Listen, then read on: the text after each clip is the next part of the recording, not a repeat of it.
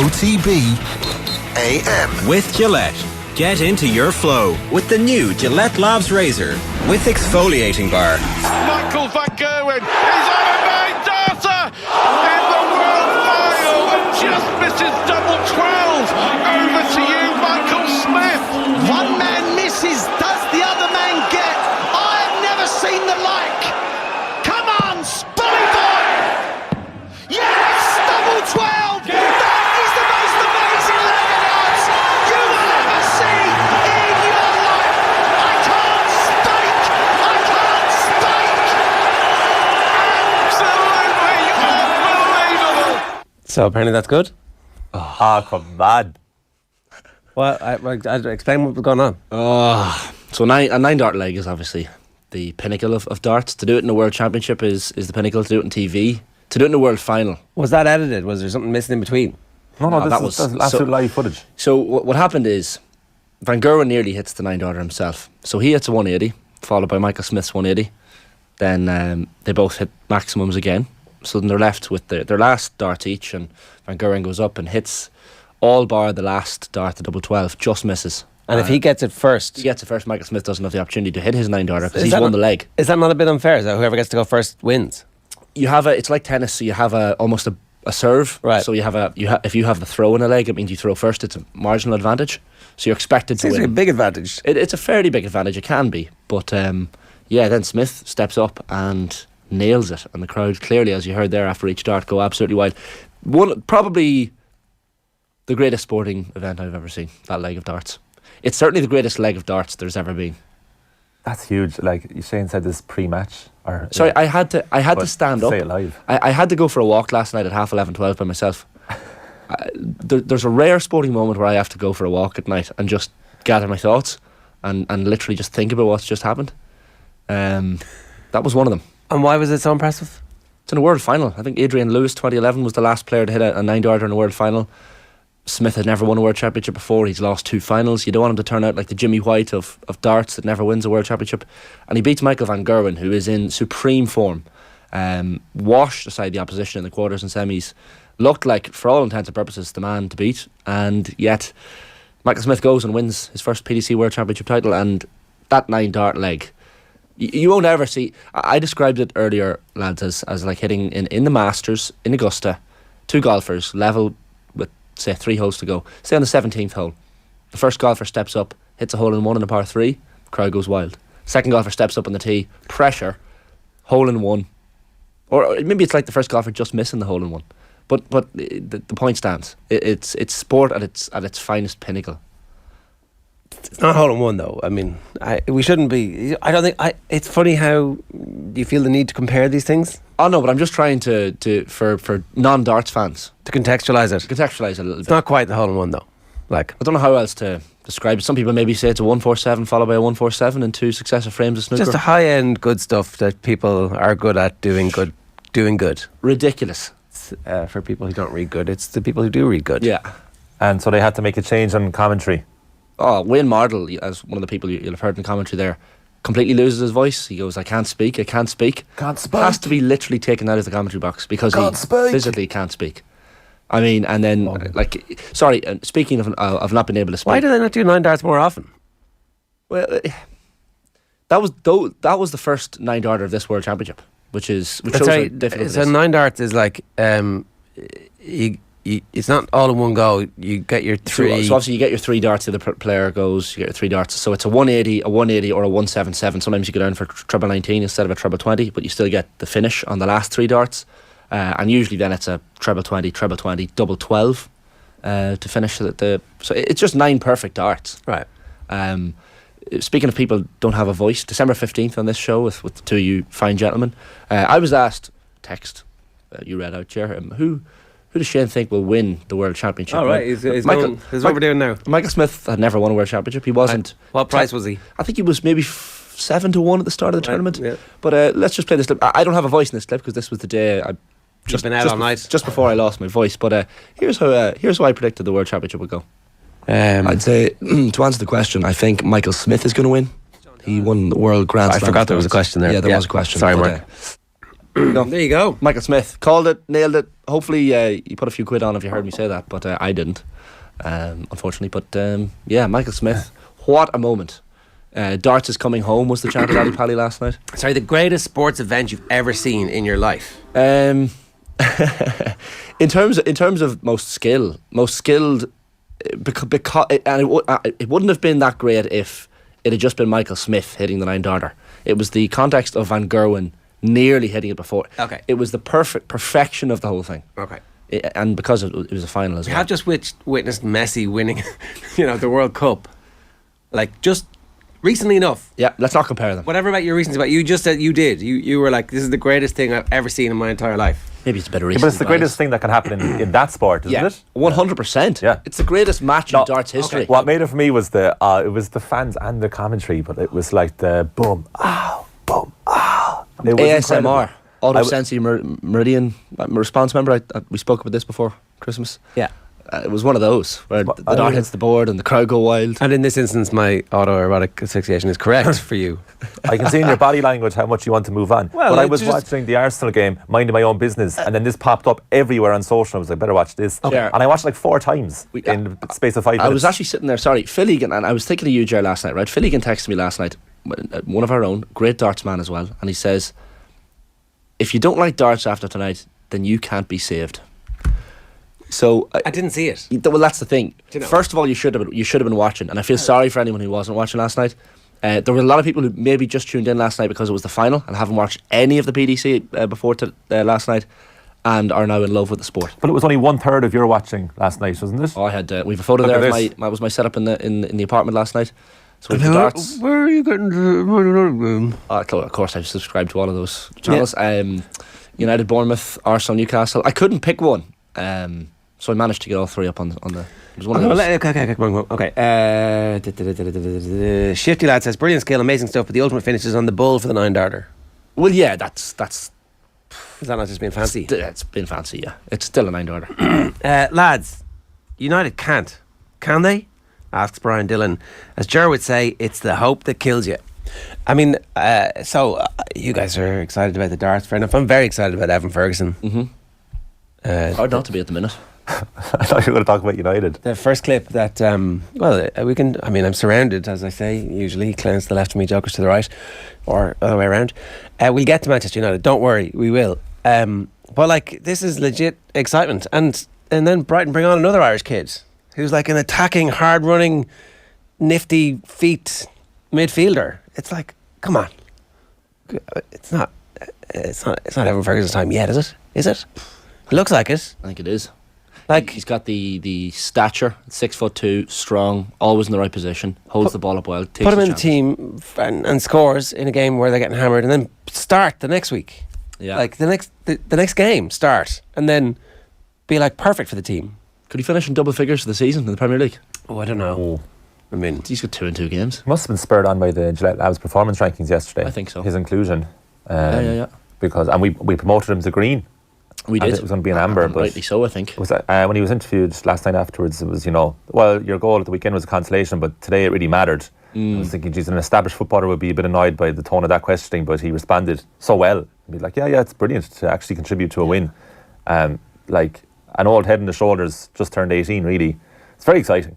Very exciting. His dad was a professional footballer, has given him probably the word in the ear and told him how to control expectations, stay away from the press and all the rest. The thing that stood out to me most about Evan Ferguson when I spoke to him recently, Liverpool fans, tune out now if you want, but he had the option to go to Liverpool. It was Liverpool and Brighton that were in for him mainly. Went over to view the facilities in Liverpool, did the same with Brighton. A couple of the young Irish lads were at Brighton there as well, and he said I turned down Liverpool because players get lost in the system. That's what Robbie Keane did as well. 100%. Chose Wolves. And Yeah. what a decision. Yeah. I mean, clearly Brighton fans will be delighted now that Ferguson did choose them. well, apparently, oh no, maybe I'm mixing this up here. So, in the summer, whenever, hang on, let me just get this right here, so I'm going to get this 100% correct.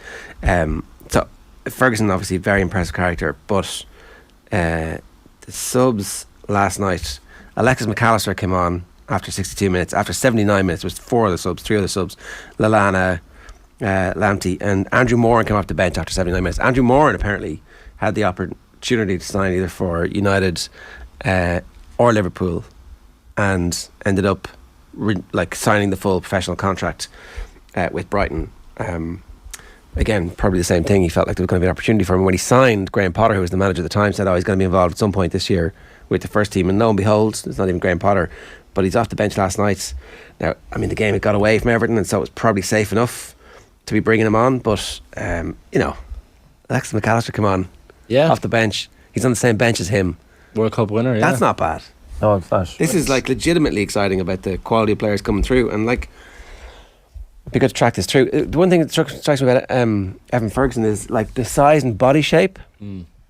He's like a Gaelic football midfielder or a rugby flanker, and we haven't had a whole heap of those players coming through. I mean, maybe Nathan Collins is fairly similar, and maybe there is a new prototype of young player coming through who will be bigger and stronger. Traditionally, the players who came through in Irish football were Damien Duff, that kind of scrawny, I'm good at football. Robbie Keane, again, also not one of the bigger athletes. Robbie Keane on his instincts as opposed to his athletic prowess. You're thinking of Andy Reid's, those players who are kind of smaller and more compact and better on the ball. But if we're going to start getting our best athletes to play soccer. Well, he's got the Gary Doherty type big man shape, but he moves better, he's quicker, he's better on the ball. Yeah. With all respect to Gary, but I mean, he just has that primal striker's instinct. I mean, in the comments they're comparing him to Erling Haaland. Far be it from me to make the comparison, but we have a Haaland. Has he done enough already to, if nothing was to ever happen again in his career, Evan Ferguson, we'd still remember him for this little spell? Because it's been so long since we've had an Irish attacking player at the top level of the game that we can really shout about. No, I mean, I think John Fallon in the Examiner is pointing out, we were making the same point yesterday, Aaron Connolly, 2 goals in a game for Brighton in a Premier League match, wins a game for them against Spurs. That was one game, whereas Ferguson's done it 2 in a row. I know one was consolation, but also, he set up he's assisted Sadie March's goal as well. So I know it was a simple pass, but about 7 players after that. But it all counts. It does statistically it does. Yeah, but only for fantasy football. He looked composed with that pass off to the. He did, exactly. I think let's get carried away. That's the whole point about being a sports fan, is getting carried away. He's making the point. Fallon was making the point about we've been excited about that Quattros Fantasticos before, Parrots, Obafemi, Adamida and Connolly, and that was when those 4 were in the squad, you're okay, at least one of them's going to make it. Now I think Adamida is still going to make it, and he was back, scored a goal at the weekend, was back in the team, is playing football again, and he's definitely going to be, if fitness, if he gets any kind of run, he's going to be back in the Ireland team. But Ferguson's in the Ireland team now. If we're playing France next week, Evan Ferguson is playing that game, right? Yeah, 100%. He has to. Yeah, he has to. Yeah, there'll be no starting. You mean? Yeah, I think so. He would. Yeah, he'd be in the team, I would say. Hasn't scored an international goal, and you're throwing him in against the World Cup runners up. He's playing. He's at the moment a first choice Premier League striker. Yeah. How many of those do we have? No, it's a fair point. And Stephen Kenny has messed around a bit with his front line. So there's no established number 9 that we're definitely sticking to. It's a scary prospect putting an 18-year-old into that game, though, isn't it? Well, as scary as it would be starting a Premier League game, 18 years old. I think if he starts doing that, it's an opportunity. It buys him a bit of time, Is playing against France not a bigger? That's a step up to playing against Everton. 100%, absolutely, of course it is. Yeah. Well, it's absolutely. Yeah. I just don't want him to be rushed. We tend to do that, but we've got no time. Well, it's true. Yeah. We live in the now. Do you give him 10 minutes at the end of the French game? Break him into the team slowly. You might bring him on as the first sub with about 25 minutes to go. Yeah. It's 3-0 already. Yeah, well, that's the thing. It's a big gamble. Why not start him? Who are you going to start instead? Look, he seems like a man who can. Well, he's probably going to start. Let's say Adamida plays every minute of every game in between now and then, and it's obviously 3 months away. But if it's next weekend, who are you starting? Yeah, there's no options really. The only way I can see him being started is if the hand is forced, and at the minute, obviously a couple of months out, maybe the hand will be forced. But the only downside would be starting that he plays about an hour, gets hooked because he's marked out of the game, and then we're a bit, and then the excitement wanes. But that was our hope up front. No, we've got the tricky debut out of the way. It was against France. What do you expect? No low expectations. That's fine. Just you go out and enjoy yourself, and you got that. That's out of the way, and you swap shirts with whoever you get, and you're like, yeah, grand, off you go. I'd play him. Like there's nothing about him 18 other than actually his age. Like he looks and sounds and carries himself older, and he like, you know, the good thing about him is that it's not like an Irish person done well abroad. It's like he belongs. From what I've seen of him, it's not like, oh, hasn't he done well from Meads? He's confident. Like, this guy is good. Like, and I think, put it this way, if he was English or from any other country, we'd be saying like, oh, Brighton have a handy young fella up front. Yeah, we would. So that's the way I'd see him. Like, so it's not a fair play to you, Evan. Seems like a very relaxed individual. Like Well, you interviewed him, yeah. There's a bit of golf in his downtime as well, as most professional footballers tend to do, but very, very composed and calm. We won't hold that against him. We won't hold it against him, no. But he's and you can see it when he's on the ball. He doesn't panic. So, sorry, what was he actually like? He clearly he's young. You can tell he's young and inexperienced, but he definitely carries himself as someone more than 18. He doesn't give much away in Were you interviews. chatting outside of the interview? Yeah, and his dad was there as well, so we were kind of chatting to his dad. But really, really good head on his shoulders. And like, it's like the FEI guys were there with him as well, but they're not afraid of what he's going to say. He's totally, because of the environment he's been in at Brighton and the people he's been around, Potter, De Zerbi, and even the players like Danny Welbeck, who, you know, he, as I said yesterday, stays behind the training with these lads and practices little skills that he maybe isn't as good at as them. He's got something that I think we haven't seen in an Irish striker in quite some time. Not exactly pinpointing him as the next Robbie Keane, but I'm not doing that either. That assist is significant, according to Pat Gallagher in the comments here, to verify if this is true. Ferguson is the youngest player to score an assist in a Premier League game since Michael Owen. But the assist was meaningful. He's obviously come on in the last two internationals. Nathan's been in touch. So he's already... He's made his debut, yeah. Yeah, but starting. Let's start him. I mean, That's why not? that's what we're talking about. Just think of the 10 minutes before kick-off when Ferguson's in the team. From an Ireland fan's perspective. I've already said he should start. I'm just arguing that he could start, get marked out of the game, gets taken off, and then we're like, that's our hope, God. But I would start him, definitely. Because it's not like we have a raft of options up there. It's true, yeah. You need that proper striker. You need that game happening this week, don't you? The France game. You need it happening soon. Like, he'd be on 12 goals by the time the France game comes around. He'd be on 12 Premier League goals. Yeah. He'll get his hat-trick in there somewhere. I see people giving out just about getting carried away or excited yesterday. We were obviously tongue-in-cheek, talking about probably Keane, like, ooh, clown. Okay, thanks, buddy. Great comment. Well done. You can still type even in the new year. But like, why shouldn't you get excited? What are we not? Yeah. You're concerned about the hype train getting carried away, but like, you know, like you said about the darts, it's sport. We got to get excited here. Very few people are actually impacted generally, and specifically by the hype. People have trouble controlling their environment and the people they're surrounded with. Sometimes the people they grew up with, you don't have control over that, and that can like slow you down to where you're going. But in this instance, like, let's just get carried away. Let's just have a little bit of a dream that somebody who could be, you know, a Champions League striker, which is what we're dying for. Yeah. Well, what we need to relax with him in that he is so young. Like, he could be playing football in 20 years' time still if he looks after himself. So all we're really looking for at the moment of Ferguson is not to have a sharp breakdown like Connolly did, in terms of from the elite level right down again. Like, you know, if he just looks after himself a bit, that's all we're kind of looking for, really.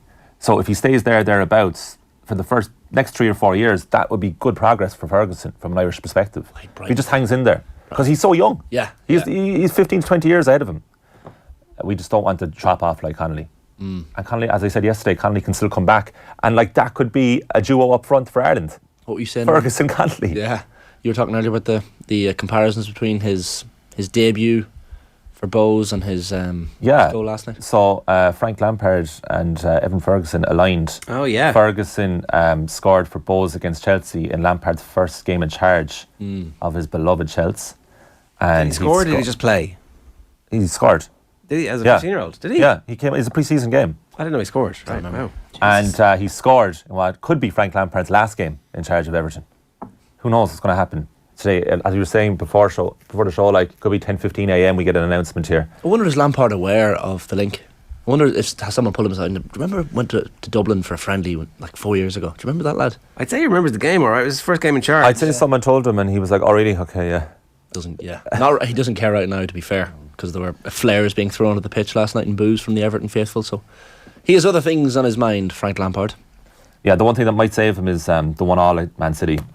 And Alex Iwobi came out afterwards last night saying, like, we're all in this together. We can get through this. Now, Iobi would be happy because Lampard converted him into a centre mid and plays him all the time. Yeah. So if you had a more disgruntled Everton player interviewed afterwards, might be slightly different. But Lampard's Everton go to United in the FA Cup this weekend. Friday night. I'd say barring a hammering, he could get away with it. But as Emma Carroll pointed out pre-show, Sean Dyche is ready to go here for Everton, surely, if he wants that job. Yeah, it's the perfect club, isn't it? James Tarkowski, Dwight McNeil, some of the old boys, bring the band back together. This could be. Now, I think Lampard did an okay job. But someone on Twitter was saying last night, it was like, Lampard got a lot of credit for saving Everton from relegation when he put them in a relegation battle in the first place. Yeah. But they were down and out about 3/4 of the way through last season, and he managed to get them out of it. Look at the betting here for the next Everton manager. Wayne Rooney is the strong favourite at 11-8. I mean, Sean Dyche then 5-1. Moyes, I would be very 6-1. excited about Wayne Rooney being the manager. He's very narrow favourite. It's premature, and it doesn't really make that much sense just yet. From his perspective, it's Why? Well, Wayne Rooney is actually learning off Broadway what it means to be a manager. Straight back into Everton, who are in crisis.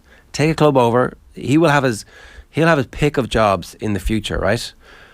Take a job at the end of the season where you know you're going to get the off season and your own transfer window and your own technical staff and all that stuff, and build all that up and then come and take club. This Everton job is going to come around again. They're not about to uncover the next Mourinho or Ten Hag. They're not. They're going to hire somebody short term who saves them from relegation, and then Life's short, Ger. You got to take your opportunity when it comes.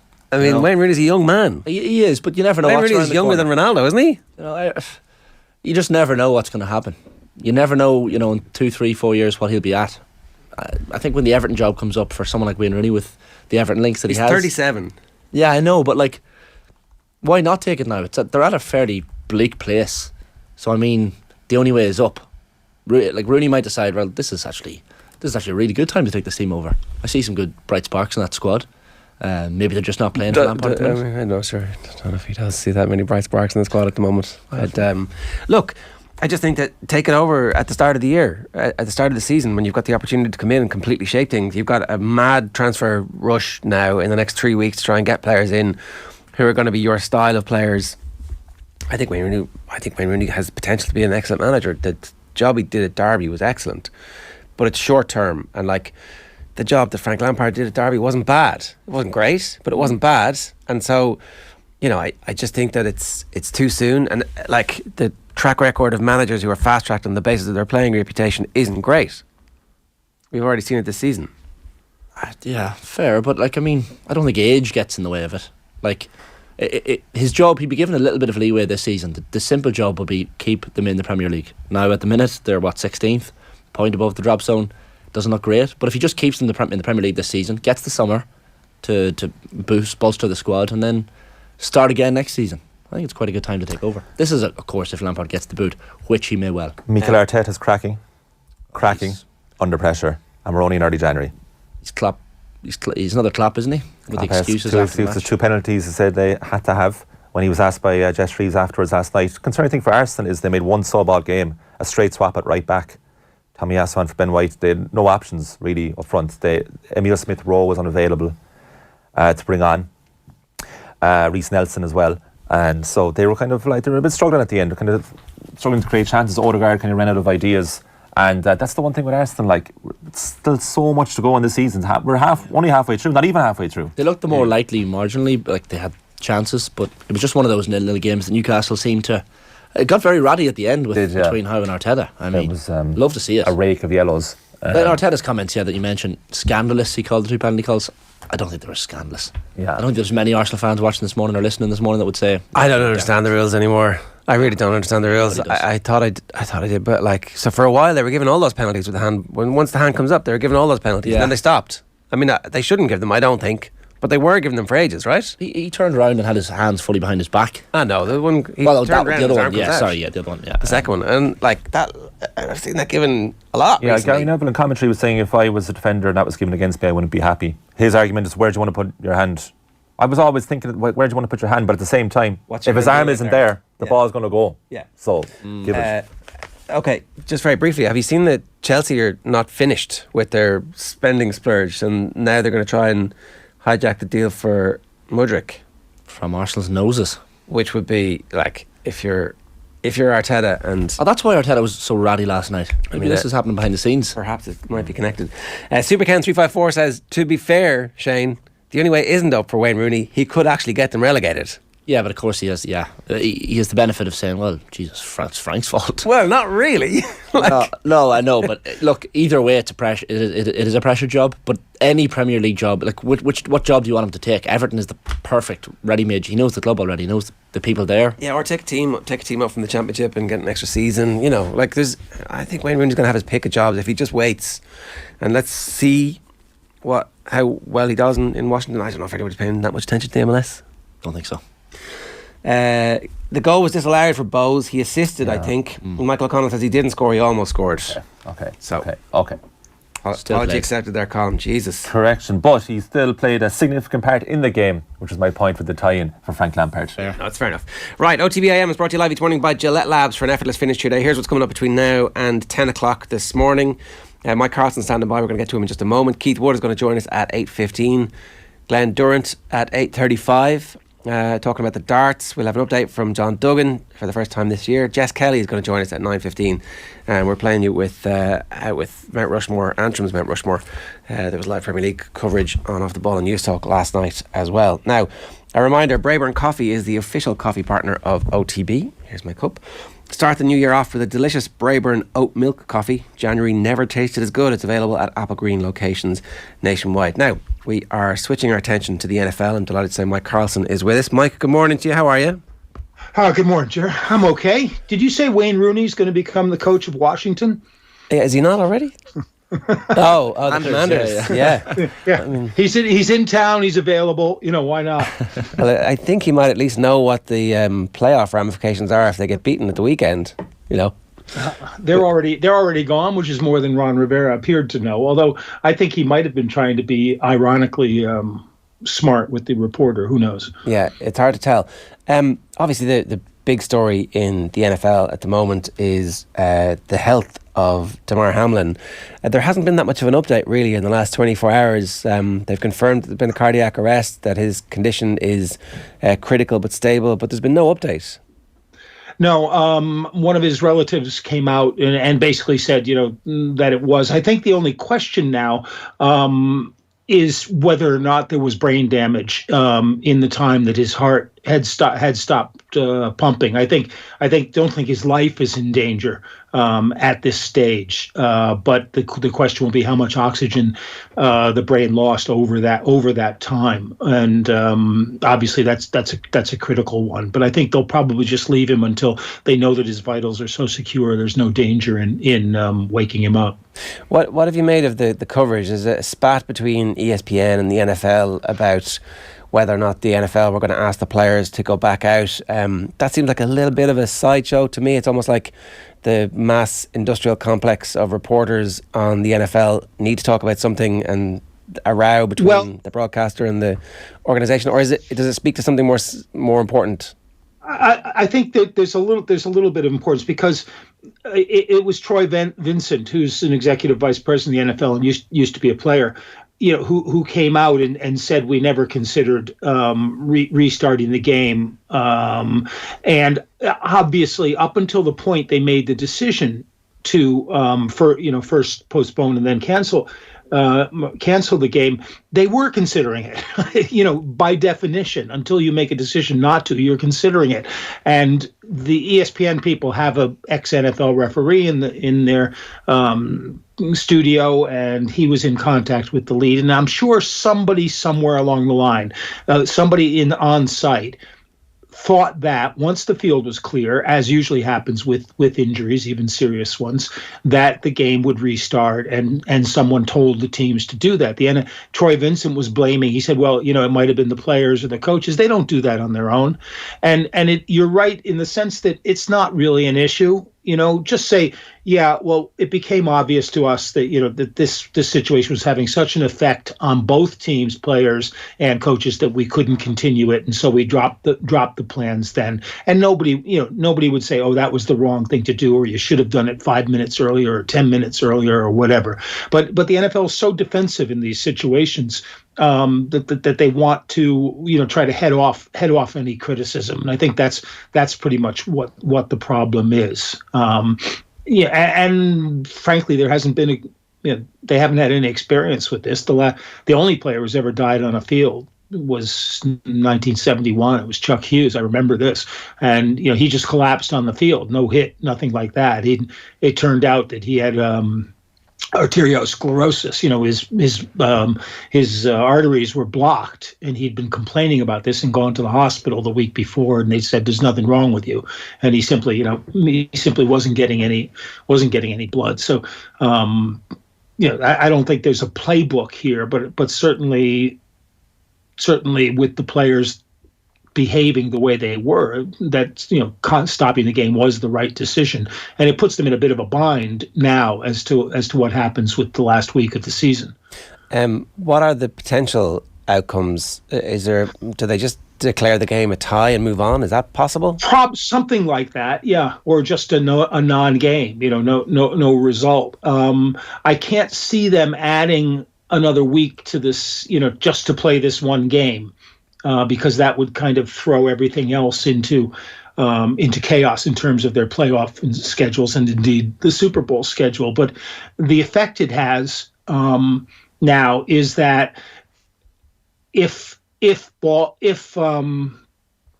Buffalo win this week playing the Patriots, assuming that their players are playing really well at that point, but if Kansas City win, Kansas City would then become the top seed by basically half a game, in what they say in baseball terms, a better winning percentage.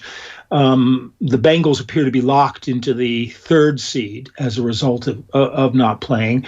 The Patriots might have been thinking that Buffalo would have the first seed sewn up with a win over Cincinnati, and therefore Buffalo wouldn't play them very hard because they're right now the only win and in team for the single playoff place that remains in the AFC. And it's interesting because usually the NFL tries to avoid letting teams find out what they need to do on the last week of the season, if they can. But the way they set it up this year with Kansas City playing on Saturday, that would mean that Buffalo would know whether or not they needed to win to keep the top seed on Sunday. And Tennessee and Jacksonville obviously play on Saturday, and that's a win and in for either team.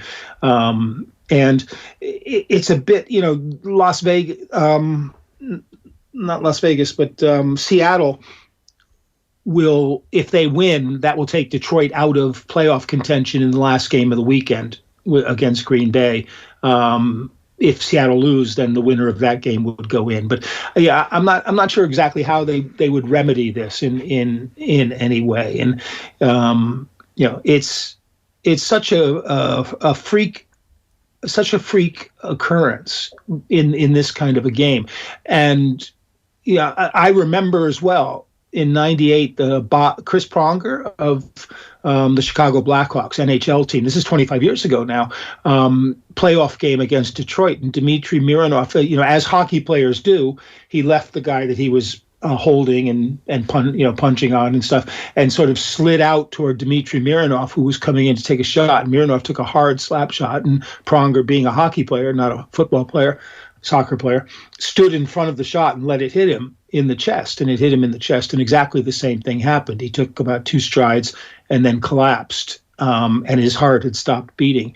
He was out for about 20 seconds, they said, but he was fine. He actually played 4 days later. But that's about the closest equivalent I can think to this situation. And it's one of those kind of freak occurrences where the hit is hard enough and in the right spot at just the time that your heart's pumping and stop pumping, and it continues that. So I don't think in bigger terms there's anything much the NFL can do in terms of like changing rules or trying to protect players from this. It really is just a freak occurrence. And when you watch the hit, it's not a huge hit. It's T. Higgins puts his head down, hits him with his shoulders in the chest, but it's just too hard at the wrong time.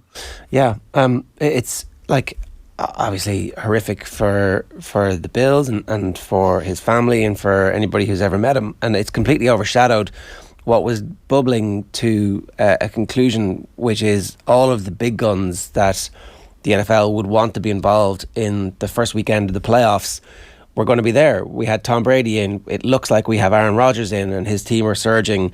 Dallas has a good team. The Giants are back. The big markets are doing really well. The traditional storied franchise of the 49ers are on a roll with a superstar trade that they made in the middle of the season, and Mr. Irrelevant. Like it looked like it was actually bubbling up to be the perfect NFL season. Yeah, and it's been such a strange season, and there's such an awful lot of mediocrity in the league. That we used to say the league wanted every team to finish 8-8, and then they would have to go down to the 23rd tiebreaker to decide who gets into the playoffs. But because of the 17-game season, now you get 9-8. You have to be either 9-8 or 8-9 at the end of the year for those spots. But the glamour players are all there. This Buffalo-Cincinnati game was a great one, or was going to be a great one, because the young quarterbacks who've now taken over from Aaron Rodgers and Tom Brady, neither of whom has looked particularly effective, even during these runs of success that they've had in the last few weeks. And Herbert in the Los Angeles Chargers is there as well. So the playoffs were actually shaping up to be very, very interesting indeed. And the team that had been the best team in the league for most of the season, Philadelphia, Jalen Hurts has been out. They've lost the last 2 games. The fans booed them in the first quarter, with the team standing at 13 wins and 2 losses. And that's why I love Philadelphia. And really the only team kind of like in dive position right now is Minnesota. And maybe the Ravens. I agree. I think the playoffs were shaping up very, very nicely and exactly as the NFL would have wanted to see. And now I don't know how much of a shadow this will throw over the whole playoff scheme. I kind of suspect it won't. A week is a long time in football, as Harold Wilson said, I think. And I think that even the Bills will probably be ready to play on Sunday against the Patriots. And to be honest, Patriots fans will probably be saying, "Oh, it's a bad break because they probably wouldn't have played our best team their best team against us." No, but they don't deserve to be in the playoffs anyway. So I don't think it matters one way or the other. This Giants story, Mike, is quite incredible. That win over the Colts, thrashing of the Colts of the weekend was really, really impressive, especially when it's year one of a new regime. You would have thought at the start of the year, if they make the playoffs, that's their target for the year achieved, but sounds like they want to go further. What can this Giants team do? It's a really good question, and I was about 3 weeks into the season, I was declaring Brian Daboll the coach of the year, and then other things happened, and people were behind Nick Sirianni in Philadelphia, or maybe Kyle Shanahan in San Francisco. But I think he really is the coach of the year in the NFL. This was a team that not only was horrible roster-wise in terms of strength, but also salary cap hell. There was not much flexibility they could do with to improve the team, and he's done it by coaching. They have basically been the kind of team that hangs in games, makes it hard for you to win, tries to simply work the clock, control possession, and keep themselves in a position to be in sort of a one-score game toward the end of the year. They've been lucky that Saquon Barkley has been healthy for virtually the whole year for the first time in about 4 seasons. And he's managed Daniel Jones just as he managed as offensive coordinator in Buffalo, Josh Allen. Daboll basically kept Allen in an offense that would emphasize his strengths and minimize his weaknesses. People said you can't coach accuracy in a quarterback, but he appeared to do that perfectly. And it's kind of what he's done with Daniel Jones. They've avoided Daniel Jones's biggest single problem, which is turnovers and standing in the pocket. What we saw from Jones against Indianapolis, he ran for almost 100 yards. He looked a little bit like a minor league version of Josh Allen in those circumstances. And I don't think he's converted Daniel Jones into a star quarterback, but what he's done is put Daniel Jones in a position where he's not going to lose lots of games for the team, and he can actually win a couple. They've got a lot of confidence. They've got a pretty strong defense. One of the best underlooked players, I think, in the league is Dexter Lawrence, their defensive tackle. And I think that they'll probably, it looks like, play Dallas in the first week. I think that'll be a very interesting game, actually. And I think, as Ger said, these are the glory days that fans over here especially remember, because the Giants, Washington, Dallas, and even occasionally the Eagles when the NFC East was the beast of a division. That was really good football and really good rivalries, and I'm really happy to see that back. Mike, one last thing. When do you expect the NFL to make an official announcement about what's going to happen with that game and how they're going to account for it in the standings? Well, they've said already, officially, that that game won't be played. They haven't announced exactly how they'll account for it in the standings. I suspect that what's going to happen is they're going to see how the dust flies and where it lands, and then they'll make a decision, and maybe hope that the results will make that decision easy to do. It would be extremely tough on Buffalo to lose the top seed without losing a game that would have cost them that. Remember, they beat Kansas City earlier in the season in Kansas City, so they hold the tiebreaker over Kansas City. But if they win out, they become 13-4, and if Kansas City win, they become 14-3. So Kansas City would become the top seed unless they do something about it. I don't think something like playing on a short week would be fair to anybody, including the team that then would have to play in the playoffs the next week, and they would have to start rejigging the playoff schedule. So I get the sense that the easiest thing for them and the most practical would be to just play it as it lays and let it go. It's a tough break on Buffalo if that's the way the scenario works out. So you give both teams a tie, essentially. Yeah, okay. Basically, yeah. And then that doesn't count really when they're figuring out winning percentage. All right, Mike, great stuff. Thanks a million for joining us this morning. Cheers. Oh, thanks, Ger. It's Mike Carlson there. We'll obviously get him back over the next few weeks as the playoffs bubble up. OTB AM brought to you live each morning by Gillette Labs for an effortless finish to your day. After the short break, we're going to have Keith Wood. Stay tuned. OTB AM. This is OTB Sports Radio. Have you subscribed to the OTB Football Podcast? It's not like Maradona or Messi, where the ball is tied to the left foot. I always see the ball as something which is bouncing like an obedient, happy puppy at his feet. And if you really want to see him at his peak, the footage, unfortunately, is far, far worse than anything from 1970, and it's in black and white. Subscribe now to the OTB Football Podcast stream wherever you get your podcasts, and download the OTB Sports app. OTB AM. With Gillette. Get into your flow with the new Gillette Labs Razor with exfoliating bar. Keith Wood, good morning to you. How are you? Good morning, Ger. I'm excellent, thank you. How are you? Yeah, very good, very good. So the news came through that Johnny Sexton has had surgery on his injured cheekbone, and they haven't announced yet what they think the prognosis is going to be in terms of his recovery. But it's anything from a few weeks to a little bit longer. What do you do if you're the Ireland selectors? Do you take this opportunity to say, okay, we don't rush back, let's see what life is like without you, and remind everybody about why we need you so much? Well, I think for every player and for every coach, they would be looking to get their players back as quickly as they can, safely. So I think that's the only overriding call. I do think they get a chance and an opportunity to see which other guys stand up in that period of time. So I don't know that they take it as being that they just leave it and say, look, take the Six Nations off and you'll be fine, and we can see how we react. Ireland have always been very pragmatic in how they deal with competitions, I would say in fairly stark contrast to Eddie Jones over the last few years. Ireland concentrate on the here and now with an idea that they know that that's what funds the game. And if you don't do that, you can put yourself in a slightly precarious position. So Ireland want to do well in World Cups, and we hope that they will break their duck and at this time and get past the quarterfinals at least. though they're in the hard side of the pool, but they do manage their resources properly. So I don't think that Farrell is. I don't think he takes chances. I think he understands his players, and I think he tends to get the best out of them. So look, I would see it from him as saying, well, this is for life post Johnny. We have a great idea of who we have.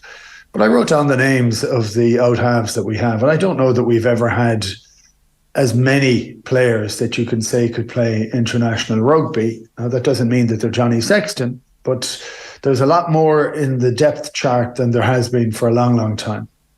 Like, there's a good chance that he's back early enough in the Six Nations schedule, and that, you know, maybe it might be one game. There was an immediate catastrophizing. Okay, he's gone for the whole tournament, and then it's like, well, actually, you know, what would it be like to have Carberry play and be the man all week, knowing you're going to have to be the boss against Wales. You're going to have to go up against that back row and boss them around and move them around and move the ball down the pitch, and also unleash our backline.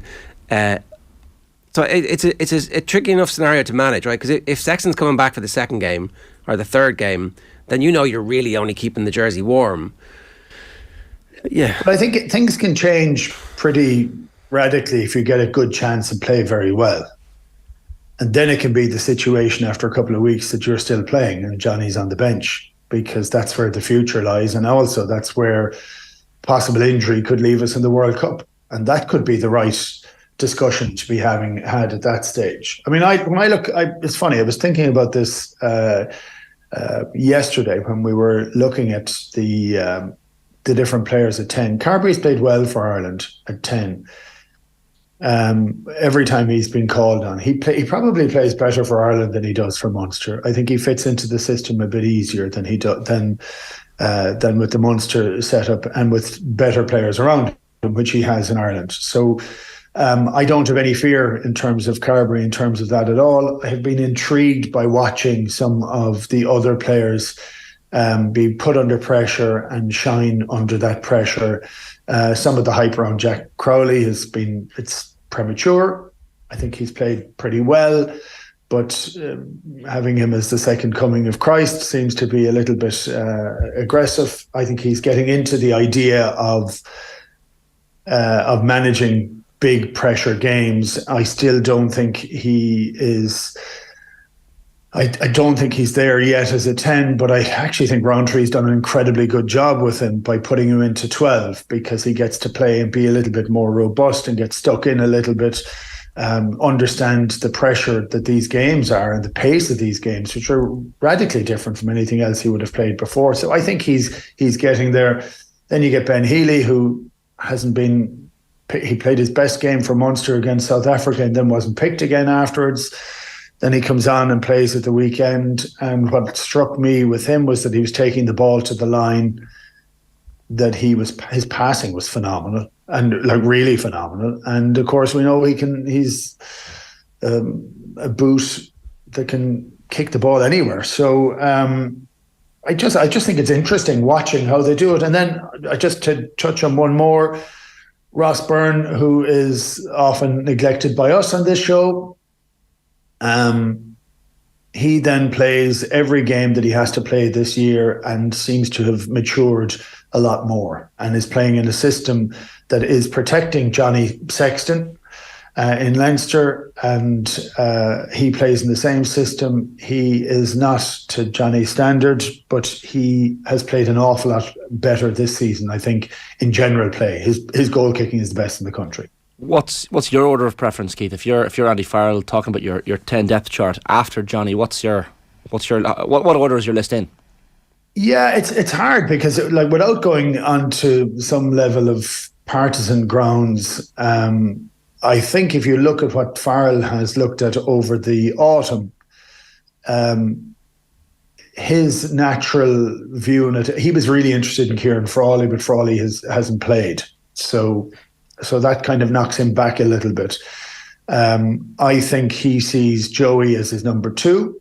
I think he sees, as it stands at the moment, Crowley as his number 3. I think he sees Ross Byrne as his number 4. Now, that's only because of some of the injuries that are there.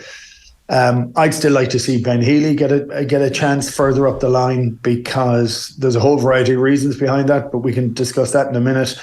But that's where I see it. But I also know we have players that can play a style. So Crowley came on and played against Australia, but he played very deep because he hasn't played a huge amount of professional rugby, and that pressure is phenomenal.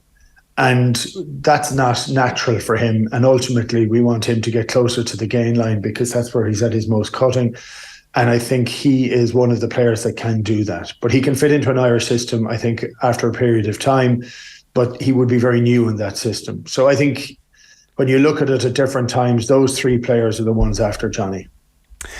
Like the Sexton injury obviously takes him out for at least that first game as it stands at the moment from the Six Nations perspective, but also from a Leinster perspective, it does give Ross Byrne the opportunity over the next month to play his best rugby of his life and stake that claim for the starting gig against Wales. Things would need to go spectacularly well for him, and it's hard even if it goes spectacularly well, because everyone will be like, well, sure, it's Leinster. What would you expect? So, the other side of that is Carberry has to play better at 10 for Munster. I know the point you're making about it's easier for him at Ireland with the better players and more go forward ball, but he also needs to just say, right, this is my moment. I've been waiting my entire career for this, and the opportunity, because you make a really good point. If you play that Wales game and you play really, really well, then there's a decision to be made about getting Sexton game time and actually taking that opportunity to ease him back in whenever he's back. Yeah, I think that's valid once you get a chance. Like all sports people do, nobody wants injury, right? Nobody ever wants to see an injury in a competitor that you're up against or a rival. But it's the nature of the game. If we look at it, there's 25% of rugby players are pretty much injured at any one time. So I know that's a kind of loose statistic, but for the purpose of this conversation, it's fine. So there's always a chance that somebody will be injured, and there's also always a chance for you to take your opportunity. And for me, that is the key component here. In all the time we've talked about Johnny Sexton, nobody has stood up and taken that jersey. Nobody has grasped it. Now, that can come down to Johnny being a very powerful figure in Irish rugby, but it also comes down to the players not playing well enough. Now, they still don't have to play like Johnny. They can play in the system that Ireland have set up, and they can play a bit like Johnny, but they can have different things and bring different things to bear. Like Johnny's thinking around the game is phenomenal. So he is plotting. It's like fast chess. He's plotting everything he needs as quickly as he can, but his body doesn't move as quickly as it used to. So a younger guy that comes in and plays well, plays consistently, pulls the strings that can be pulled, not at Johnny's level, but is then able to spot a gap because there is a gap and go through the gap and offload. That might be something Johnny doesn't do anymore. So that's the change that you're looking to try and bring to it. But you're looking for players to be confident. That's the point. They're going to get things wrong, but that's okay. There's nothing wrong in getting things wrong, but it's being confident in the decisions that they make. And I feel that the out halves that have come in have not shown that level of confidence to take over the jersey now, and I don't expect it in some of the younger guys. That's an inappropriate expectation as of yet, because they need to get into it a little bit. But for some of the older guys, and Ross Byrne in particular has never put a stamp on it, but on the same token, like I'll go back to the second you need someone to come off a bench to kick a goal, I'd have Ross Byrne, so it's different. It's an unusual situation as to what we have.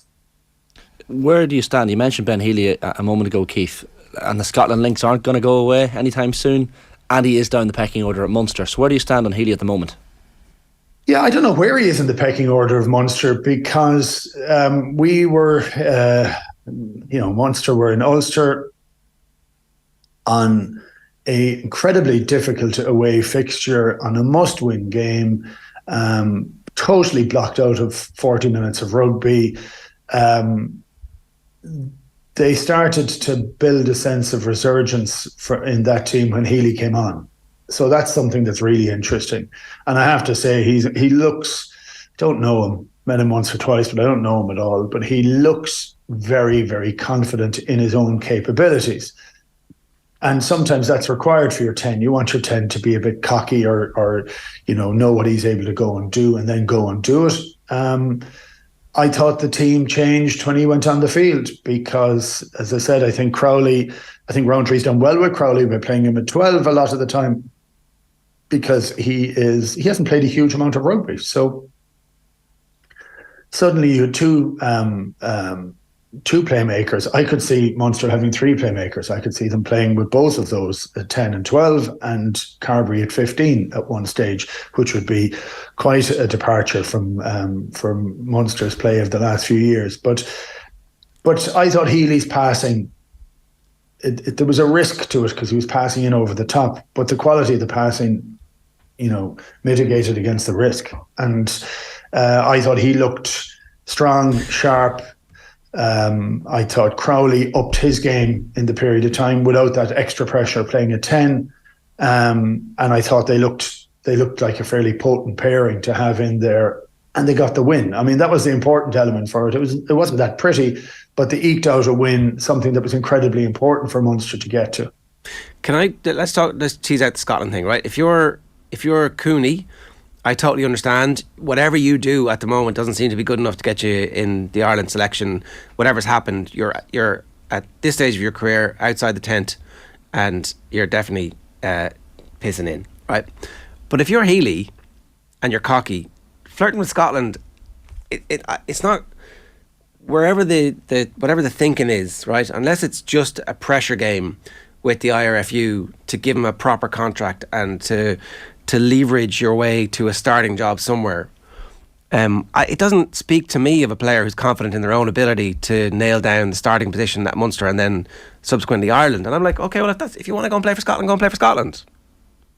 Yeah, I'm intrigued with all of that actually, and but here's the other thing: he's half Scottish and half Irish. That's one part, right? So you can look at it in that fashion, and so yes, he's living in Ireland and playing in Ireland, but that is a way to look at it too. We automatically take him because there's any bit of Irish in him, we take him, But that is part of it. Also, careers are short. And you go and you play international rugby, you have a higher value, you have an opportunity to build your life out of elements of that. And if there's a difference, if the multiple is huge of a difference, that turns your head. But it also turns your head if you're not getting picked. So you could say one thing here and say, well, actually, if I have a really good, I'm confident, but I see 2 or 3 different things in the way and they're not picking me at the moment, then it's outside my capability. Well, maybe I take something inside my capability. Now, look, I'm fighting against myself on that one, obviously, because I would think of him as Irish, but he's half Irish, half Scottish. That's there's no way around that fact. But and I don't like players moving from one country to another. I understand the change in the law that they've had in World Rugby, and I kind of agree with that a little bit for people who've moved from some countries to other countries to go back. But look, I still think we need to get our head around the idea of what it is to play for your country. So he has an opportunity to do both, but careers are short. And I could just say that I'm becoming slightly more cynical as the world, as I get older. But the careers are tiny, and the injury profile is very, very high. And if you're not getting a chance, there's an opportunity elsewhere. Okay, that goes against the core of what I believe in playing for your country. Yeah, I know, I get that, but you're saying you don't begrudge him if he ends up going to Scotland. No, not at all, not even vaguely. From an Ireland perspective, then, from an Ireland perspective, I don't think it's great. From a Munster perspective, I think it's terrible. So what do you do? What if you do you think the IRFU should sign him to a long-term contract then and say, look, there's a future for you here. It might not be at Munster. Yes, I do actually. No, and not even saying it. I think there's a future for him in Munster. And actually what he said is that what I've read that he said, but you don't always believe everything that comes in there, but that he said that if he's playing in Ireland, he wants to play in Munster. I like that as an attitude. And I think that we have been, Munster have been slow in promoting their own players. They've been fast in the last period of time trying to invest overseas. Here is a guy with a fairly obvious talent, still a little bit raw, but as he proved the other day, he is able to play well under pressure. So if we don't make too many of them, we can't be getting rid of them and letting them go elsewhere. And I'm sure there's financial pressures left, right and centre, but I think you want to keep the young guys in the game, and you want to show that there's a path that if you play well, that there is a proper opportunity. I think it's a really difficult balancing act because of the economics, but that's the nature of it. I'd rather spend those economics on a young Irish guy than try and take a non-Irish qualified player in from overseas. Keith, Munster have turned their fortunes around somewhat, but bit of a shit show up in Ulster, and we were kind of touching on the comments from Dan McFarland after the game in Belfast at the weekend yesterday, where he spoke about looking careless in attack, like we didn't care how precious the ball was. Fairly strong comments from McFarland, and it kind of got us thinking in terms of, I mean, they're hardly Jose Mourinho-esque in terms of pointing the finger of blame at players, but where do you stand on managers and post-match comments, and what level of blame should be pointed towards the players? Well, it was quite interesting. We were in a frozen Thomond Park, and we discussed the hammering that Ulster had got against Sale, I think it was, and the week after losing to Leinster, and I thought they were damaged by that loss against Leinster, against a 14-man Leinster, and then that damage led to the following week to total underperformance. And they've had a really, really difficult December and January. And look, I think an awful lot of this, like I like a lot of that Ulster team. I like how they've gone about their play. I like how they've young players coming in. They've been on an upward trajectory all the time. There's been nothing really bad in the last couple of years for them in terms of they've been beaten by other teams, but you can see the positives in their performance. This year they've suffered. That loss made them suffer, and I think they're having a huge amount of navel gazing at the moment. And I think that they're a bit vulnerable at the moment. And so, reading the riot act to them can be damaging, or it can be transformative. But it can only be done once. You know, if he starts coming out and saying that every week, I think it becomes a very slippy road for players and coach alike then at that stage. But there's nothing wrong. You have to pick and choose your times to make those big comments. But I would say that Ulster were dead on their feet at the end of that game. That Munster actually looked sharper as the game went on. They put in a huge effort to stop Munster play in the first half. And they needed to be more accurate, and they weren't accurate. And that's the nature of the game. They didn't take the chances that they should have taken. And Munster took the 2 or 3 chances that they got in the whole game. And like Ulster were the better team for 80% of that game, but couldn't seem to find a place to score. So you can understand why a coach would be frustrated by that. And he gave them a proper public bollocking, really. You can't do that every week. And he now needs to work in the background to help build up their confidence. But I do think for this team, it's the first time they've had a very hefty hit of confidence over the last month. So it'll be interesting to see how they build their way out of that. All right, Keith, we got to leave it there. Good stuff. Thanks a million. Brilliant. Cheers, gents. That's Keith Wood giving us his thoughts on the big rugby stories and that kind of growing sense that Ben Healy is gone from the Ireland situation. We'll see where that ends up. But Cooney and Healy start against Ireland in the Rugby World Cup. Don't say it, please. Can you imagine? Well, like if he joins, there's no betting in period. Finn Russell obviously has a really terrible relationship ongoing with the Scotland coach. Scotland RFU are making a big play to get this kid over. He's going to go straight into the squad, and like, why wouldn't you play him against Ireland? My concern there as well is that, similar to Keith, a big fan, Healy, like he takes a game by the stranglehold and just comes on and has that confidence. And very, very reliable with the boot. I know Keith spoke about Ross Byrne's accuracy there, but Healy's so accurate. It's a bit short-sighted from the Irish not to be able to time down. 100%. And this is one of those things that smacks of hindsight being 2020. We're going to... the RFU might regret this strongly at some point down the line. Because I know he's making the point. We now seem to have a lot of 10s who can play international rugby, but it's not a huge amount. And you don't know which one of them is going to be the 28, 29, 30, 31, 32-year-old who is the one who makes it. Because Healy's 23. Yeah. You know? Like Healy and Crowley could drive each other to being... Like, they could be Sexton versus O'Gara, except at a club level. Yeah. And I don't know, maybe then Joey Carby just becomes a 15, but you need to sort this out now.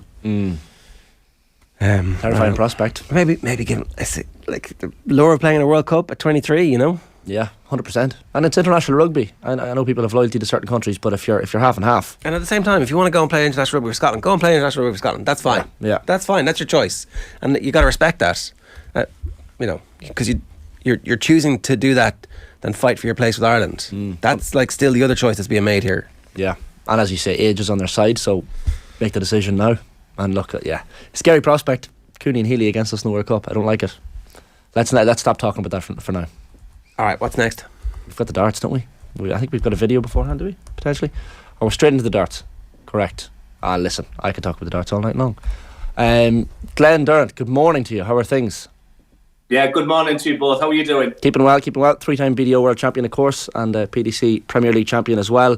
Glen, I don't know where to start. Was that the greatest PDC World Championship final of all time? I don't think so. I mean, it was an unbelievable game, but I don't think much would ever top the Barney versus Phil Taylor game, which was pretty epic. I mean, I go all the way back to 1989 as well with Jockey Wilson, Eric Bristow. So there were some fabulous games, and I just think hate the moment. Sometimes you think it was the greatest game, but definitely the greatest leg was involved. That was pretty unbelievable to watch that live. That leg, I mean, I don't even know where to start. Per Wayne Mardle in the commentary booth had to go and take a break for his voice sake. But have you ever seen anything like that? No. I mean, it's honestly, as a dart player, we dream. And when you go to bed and you dream of picking up a Lakeside trophy, picking up winning Ali Pally, the Premier League, and then you dream of 180, or winning a tournament on 170. So for actually to happen was unbelievable. And you know, I love my Twitter, and I put a tweet on about Wayne Mardle saying how good his commentary was, and I think it's had more likes than when I won the Premier League. So go figure. Yeah, I think people were getting excited off the couch a bit like Mardle after that 9-darter happened.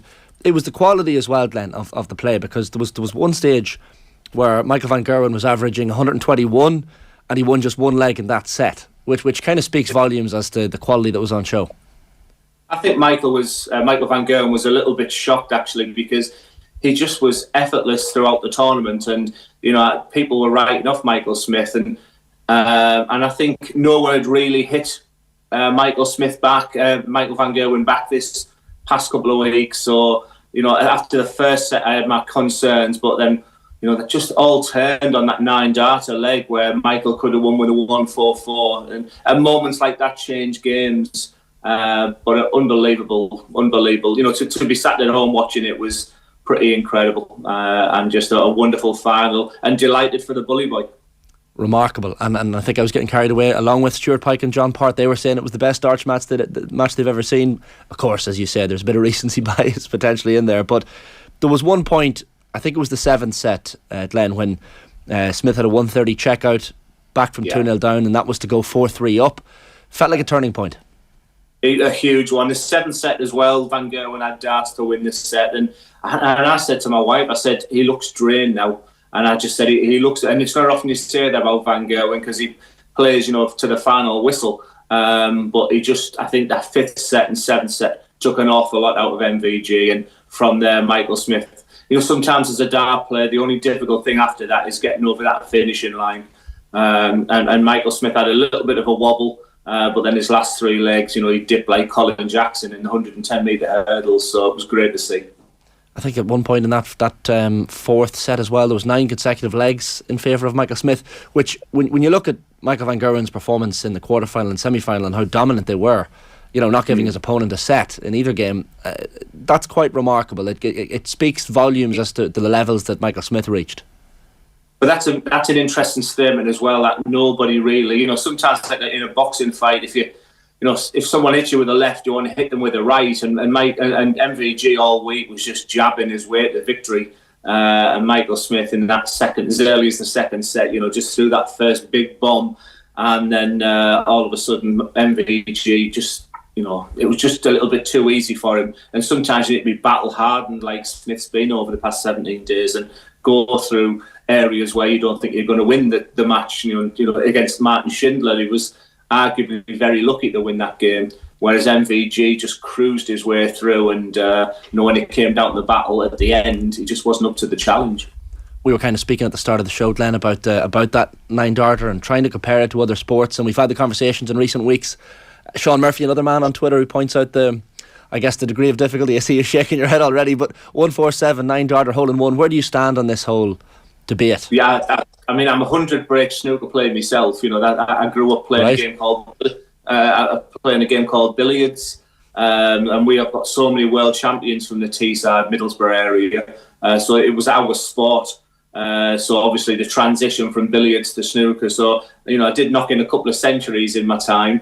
Obviously, I've done a few 9-darters, and pitch and putt is the only thing I've done a hole in one on. But I find it difficult to believe that Sean Murphy, under match conditions, I've seen him throw a dart as well. And he's decent. I've seen Mark Selby throw a dart. Mark Williams throws a mean dart.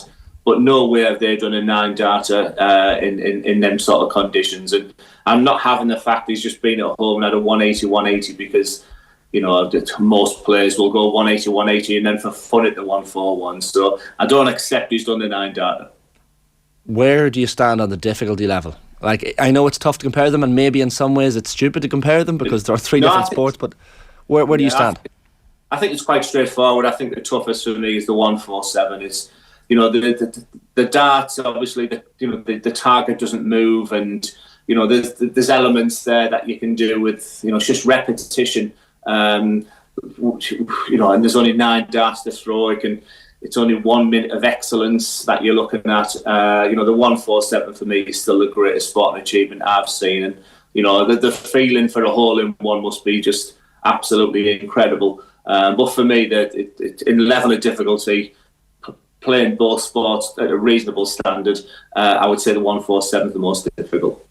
For Smith to do it in a final as well, is quite something. I know Adrian Lewis did it, as we said, back in 2011. I saw someone in our YouTube comments this morning saying, well, was Michael van Gerwen's 17 perfect darts, where he just missed the last dart in two consecutive legs, to have 2 9-darters. But I guess last night, the way it happened, the way both players almost hit perfection, was maybe a better achievement, really.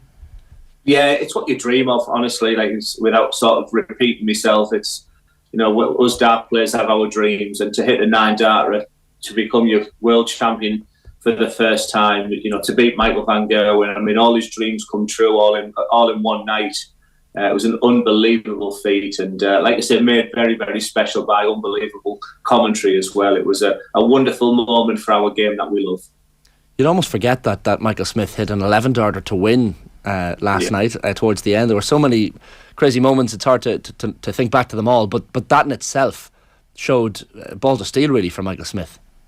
Yeah, when I won my Lakesides in Premier League, it's sometimes you can remember the odd dart here and there, but Michael Smith is someone, when he comes off and gets interviewed, was talking about leg 2 of set 2, and for me it was all a bit of a haze, but I was a very focused player, where Michael's a very when his rhythm is good, he's beautiful to watch, and a phenomenal scorer, and he just seems to remember everything about it.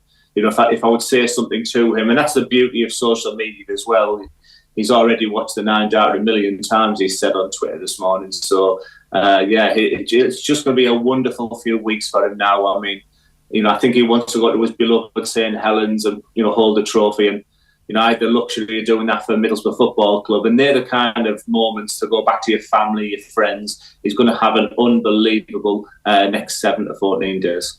Glenn, we've been talking about the sport and the evolution of it, and the amount of money that's been pumped in, and the TV coverage, and just the general sense of growth that there has been over the last period of time. As the money becomes bigger and bigger, more and more people are going to be interested, and just naturally in all sports, what we see is there's a concentration of talent. It gets better. People spend more time. They do it from earlier on in their careers. I know you're involved in coaching. Are you already seeing an uplift in the standards from the younger players now? And how quickly do you expect the acceleration at the top level to happen? It's frightening. It's frightening, really. Honestly, it's. I feel like I'm the last bastion of the workman's club. You know that I was on Eggheads this year, and his first question was about beer and fat bellies, and I went on a real Jeff Stelling rant about the fact that we're playing in places like Madison Square Garden, the fact that there's academies right across the country now.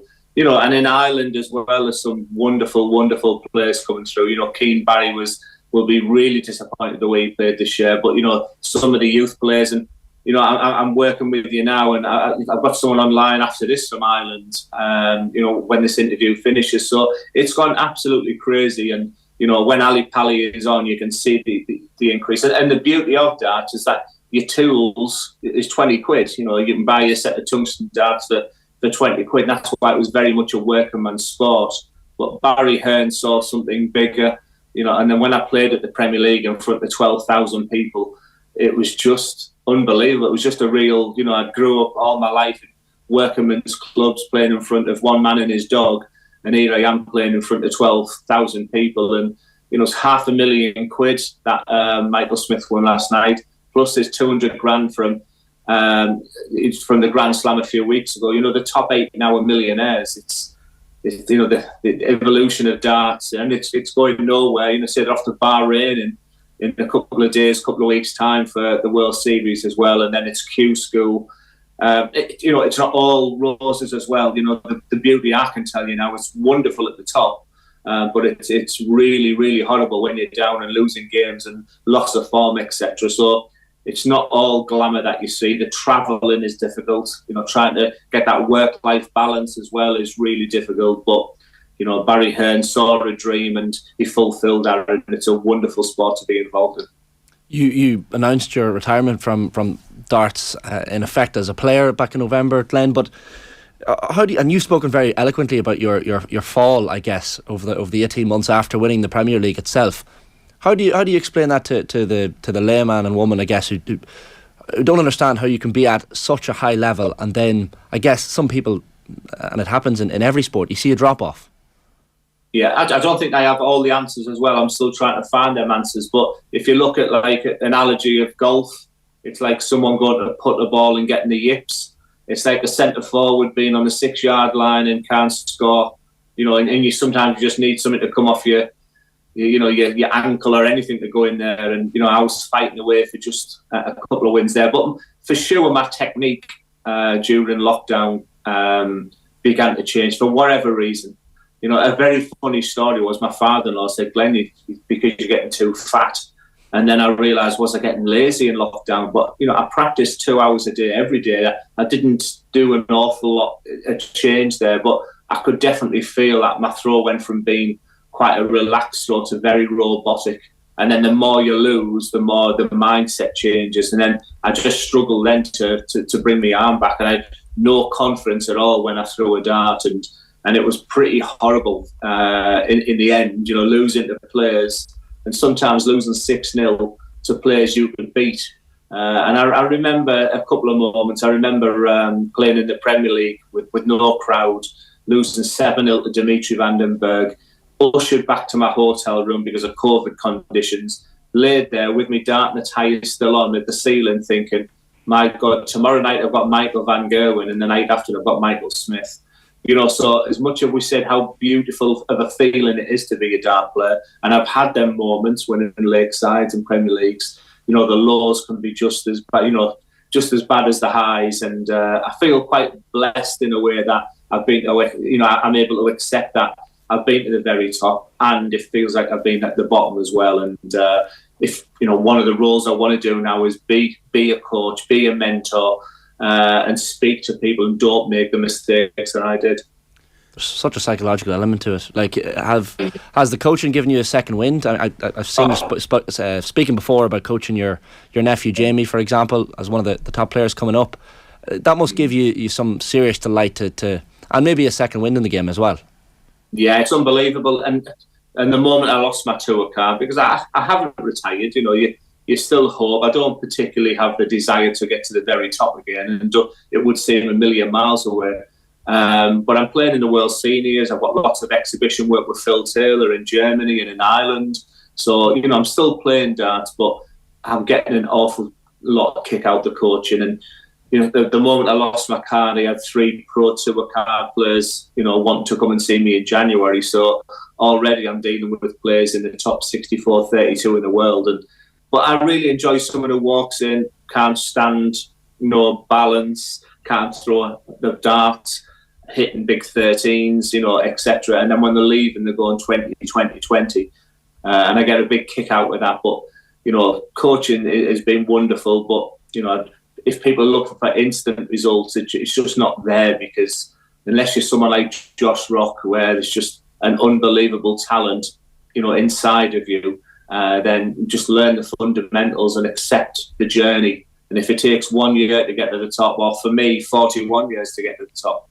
I mean, I didn't travel till I was age 41 and, you know, won the Premier League in my 50s. So, you know, be patient and just enjoy the game we all love. You mentioned Middlesbrough there, Glenn. I know you're a big Borough fan, and look, you're in the playoff spots in the Championship at the minute. Things are looking well.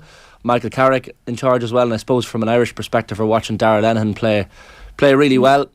Must be quite a difficult time for you, because you're looking at Borough's performances and they're great, but then you're watching Newcastle, your bitter rivals, and you're thinking, what's going on? So how do you feel about it all at the moment? Yeah, it's great. I mean, the town is buzzing right now. You know, I went to Blackpool away, and I really, really was impressed with the performance that we put on. You know, Tuber Akbom is just looking absolutely unbelievable for us, and, you know, couldn't score for Toffee last year. So, you know, it's great, and it's just good that people have got a smile in the town. It's very much a community club, Middlesbrough. It's the same chairman since the 80s, Steve Gibson, and, you know, when Borough's doing well, it just feels good. And we don't need Saudi money, so, you know, stuff Newcastle. And we've got 10 tours, they've got 11. There you go. Good stuff, Glenn. Thanks a million for joining us. Cheers. Thank you. It's Glen Durrant there talking to us about the darts. Not the greatest darts game of all time. Not even the greatest. You're like the greatest sports moment of your life. Yeah, I think that leg. Well, no one's going to argue that it's the greatest leg in darts history. Maybe match was a stretch. Yeah, because there have been some classic finals over the years. Glenn mentioned a few of them there, but in terms of a leg that got me off my seat and forced me to go for a walk to calm down after the match, I mean, nothing can touch it. As Glenn said, it's a psychological sport, seriously psychological sport. It is 8:52. You're watching OTB AM. Hopefully you subscribe to our YouTube channel, or maybe you're catching us on podcasts on the OTB SPORTS app, and we're brought to you live each morning by Gillette Labs for an effortless finish to your day. For the first time this year, Happy New Year, John Duggan. How are you? Ger and Shane, Happy New Year to you both. Same to yourself, John. What's going on? What kind of a Christmas did you have? Quiet, as everybody says. I watched a lot of football, watched a lot of racing, met friends, met family, had a few drinks, watched movies that everybody's seen that I hadn't seen before. So that was good fun as well. Any good ones? I saw Rambo for the first time, First Blood. Wow. Brilliant. Yeah, what was it like? It was good. I would give it maybe a 7 out of 10. And I thought Sylvester Stallone was good in it. I nearly watched all of Under Siege. It was on, and I was like, Steven Seagal. I must watch a little bit of this, and I've got to say, it is enjoyably shit. Like, it's kind of perfectly shit. It's so bad it's great. Colm Meaney's in it. Is he? I'm going to watch this. I mean, yeah, I think he might get vaporized pretty early on it. But I'm not sure. But I hit record and was like, I'll come back to this. I watched All Quiet on the Western Front the other night. Oh yeah? You've seen it? Relatively new. Haven't seen it. It's World War One. A few young German lads getting recruited in, and life on the trenches. Harrowing. It's through German with English subtitles, but oh no, I haven't seen this. Sorry. Very, very good. So relatively new. Yeah, is it a remake of a classic? Possibly. It might be. I think that the original was literally just after World War One. It could have been 1919 or 1920 when it was released. But this is it's fantastic. Oh. It's up there with 1970. You've seen 1917? I haven't seen 1917. No, neither have I. No. Like, is there not 4 hours of unrelenting grimness? You're like, it's a one-shot film. Yeah. Well, of course, it wasn't all shot sequence, but I mean, it appears that way. 1917. It's up there. But All Quiet on the Western Front, one of the best World War One films I've seen. Right. One of the best war films I've seen. In German. It's in German. Okay. Yeah, with the English subtitles. Recommended. What other crap are good movies, John? Terminator 2 Judgment Day. I've never seen that. Oh wow. Class. That is a treat. That is a classic. The Breakfast Club. Oh yeah, I hadn't seen that. Also very good. Very different from Terminator 2. Yes, Goldfinger. I hadn't seen that. And The Imitation Game. Yeah. So there's a good few, good variety there, lads. That's the Alan Turing, the mathematician. Oh yeah, it's very good. Yeah. Code breaking. Yeah, Terminator 2 is good fun. And yourselves, you had a good Christmas?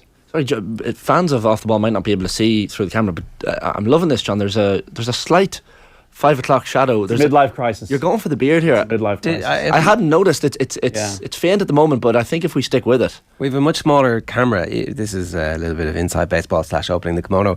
But we used to have a big screen that we could look at, but it turned out people weren't looking at the camera, and there's a view that maybe if we're not looking at the camera, we're a bit rude to you when we're watching it. Certainly, I would have that view. But anyway, the big screen was up there, and we used to be able to tell what people. So did Keith Wood also have a 5 o'clock shadow this morning? I couldn't tell. It's obviously a 2023 thing. Yeah, it's a midlife crisis thing. And embrace your midlife crisis. Well, that's it. What else? Mine's been ongoing for 20 years. It's great. What else can you do? I've been in this building 6 years maybe, and I've never seen you with a. I know, with a beard. I was getting tired of the baby face look. Stick with it, John. I'd say it suits you so far. Yeah, it does. So we'll have to see.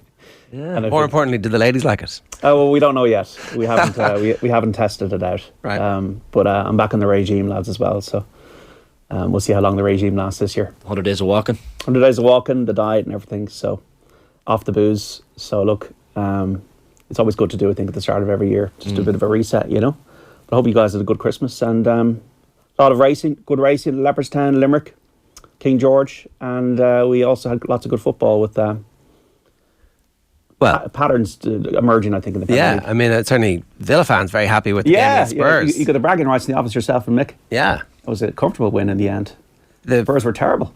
Yeah, certainly in the second half they were terrible. In the first half they were okay, I thought, considering I expected Spurs to be really bad in the first half because they have been in so many games. But what did you make of it? Conte in the back pages today of the London Times. Yes, I read that. Well, Conte is always like, you're in a great relationship and then the partner goes,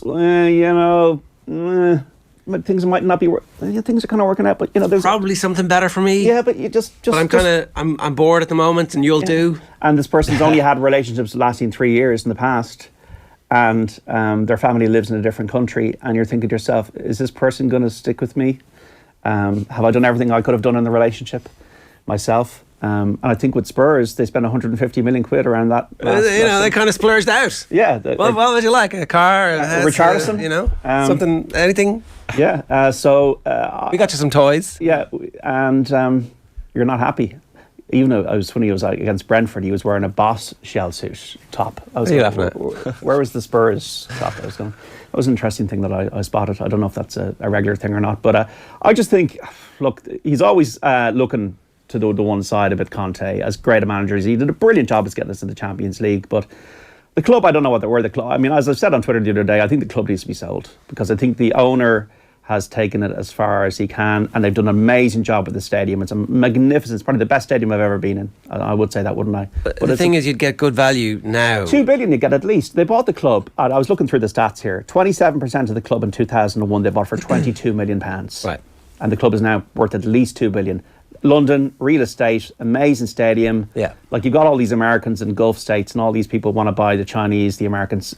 It's a no-brainer for them. Like, they sold Chelsea for 4.25. Like, if you're Joe Lewis, you're thinking to yourself, if I want a legacy for my family.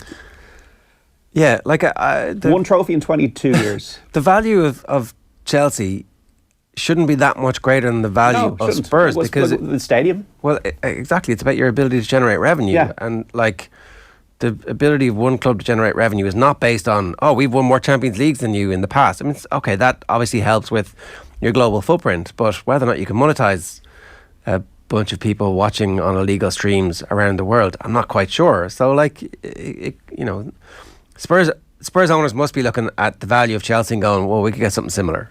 Yeah, if they want to sell, and if they don't want to sell, what they want to do, just have this as a match day revenue-making business in perpetuity. Throwing off cash, NFL games, rugby, Champions Cup rugby, boxing matches. concerts. It's pretty depressing, though, if you're a football fan and you want the product to be as good as the infrastructure, and the product is pretty poor. Like, since 1988, Spurs have not had a bad run in terms of letting 2 goals in 7 successive games. That's the last time they did that 34 years ago.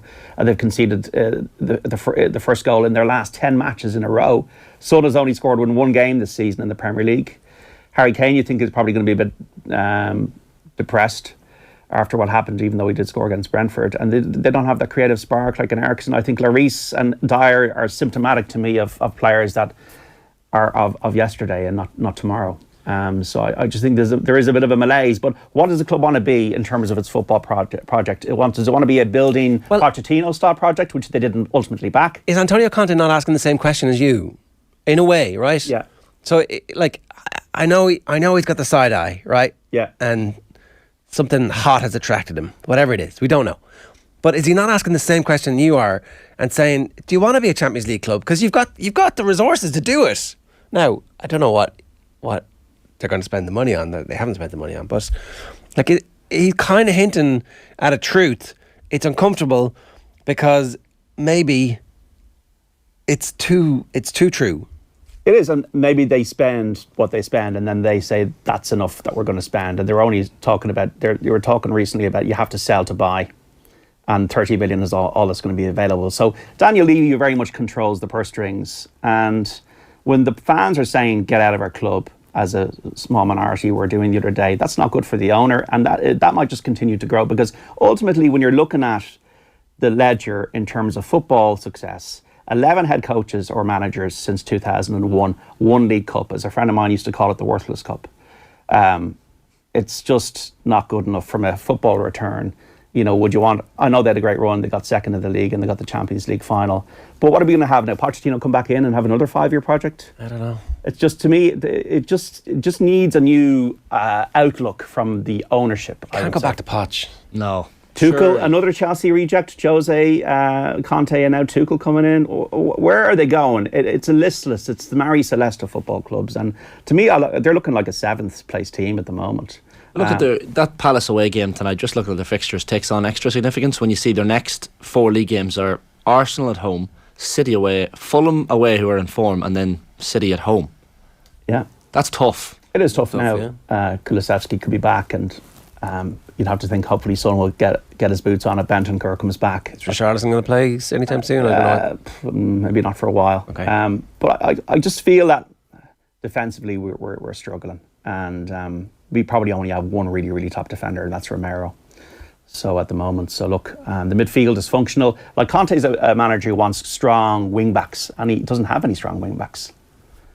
Perisic is a good player and had a good World Cup, but he's on the wrong side of Father Time. It didn't look like Doherty was... No, I don't think Doherty's... hasn't rekindled the No, form. it hasn't happened, I don't think. If you're looking to be an elite club. And when I'm looking at other clubs, lads, and I watch a lot of football, Arsenal, I know exactly what I'm going to get from them. Newcastle, I think, are the real deal. I think last night was a fascinating match. United, I think Ten Hag obviously is doing an excellent job there. City are City, so... Spurs, Liverpool and Chelsea are the 3 clubs that are struggling to kind of find their identity and find their way at the moment. When you have 4 clubs like United, Arsenal, Newcastle and City that, to my mind, have a clear focus and a clear plan. Peter Cleary says, gas to see the lads completely ignore United's result again. Wall-to-wall coverage when results weren't going well. #bitter. And then John McMorrow in the comments goes, they're literally 2/3 United fans and talk about them every day. What are you talking about? Which is I'm sure you've had Colin in talking about very it. Very polite, John. We didn't get into the nitty gritty of it, but we got carried away with the darts. And Evan Ferguson, rightly so. Evan Ferguson's the lead today. Yeah, well, it should be the lead. Yeah, it should be the lead. And I think the fact that he comes from a footballing background with his dad and everything, I think his head will be on his shoulders. You'd hope. And I think the one thing about him is the way he just shrugged off Saliba for that goal against Arsenal was, whoa, that was interesting. And I think he's got that physical presence. And if De Zerbi's going to back him already, like the movement for that goal last night was excellent. Yeah, and found space. Yeah, found space. So look, if he's playing regularly football, like one of the things I kind of came in my mind is Queven Kelleher needs to be playing football. Yeah. Because I'm looking at Bazunu every week and going, like, he's playing in front of hostile crowds, he's going away from home, he's part of, like, he's on the bus or whatever, and he's making penalty save, or he might make a mistake or whatever. The amount of experience he's gaining. It's true, it definitely helps. Nathan Collins, Joe Hodge, these players should be all around the Ireland first team. Now, Mark Travers not having a great time picking the ball out of his net a lot. So there is if Cleveland Keller was to go to the best team in the championship in the summer and then have a full season in the championship, winning games, and then see where his situation is at Liverpool and see what Liverpool are doing with Alisson in the medium term. Very briefly, the Gaelic football situation, is it tonight you're thinking about going to? Well, I was considering it. There was hurling action last night, I know. But, Davy's back. Davy's back. Yeah, I think we're going to hear from him this weekend, are we? Surely. Yeah. I can't do these competitions, though, lads, at this time of the year. I'm just not into them. John, I have to say, I'm big into them. How big into them, Shane? How big? Well, how moved have you been? I know John is unaware of this, but John, I was so excited by the return of the Dr. McKenna Cup that I decided to write a poem about it. Okay. Wonder you can maybe critique the poem live on air if you want. Here, I can give it its first reading. Will that be okay? Oh, stony grey soil of the McKenna Cup. Clearly, the poetry. Could you get Malachi working there somewhere? Could, hopefully. I didn't actually get him in, but I will. So I think we maybe have a little bit of backing music. So good man, Shane. This is my poem to restart the McKenna Cup tonight, and how emotional. It's called Hup the McKenna Cup. Frozen pitches, midweek games. It's the time of the year for mud jersey stains. Because Christmas is over, December is up. I'm so happy it's time for the Dr. McKenna Cup. January ball, the new manager bounce. Can Monaghan retain their title with others looking to pounce? Tyrone are the kingpins, Murphy's gone from Donegal. Can Cavan add to their McKenna Cup haul? Andy McEntee's in situ in Belfast. Geezer's still there in the orchard. In Down, Laverty will have the Kilcoo boys tortured. No win since 97 for the men from the Erne, while a spit in the hands could lead to Derry and Gallagher's turn. So get out the woolly hat and pay your tenors admission. It's the time of the year when youngsters come to fruition.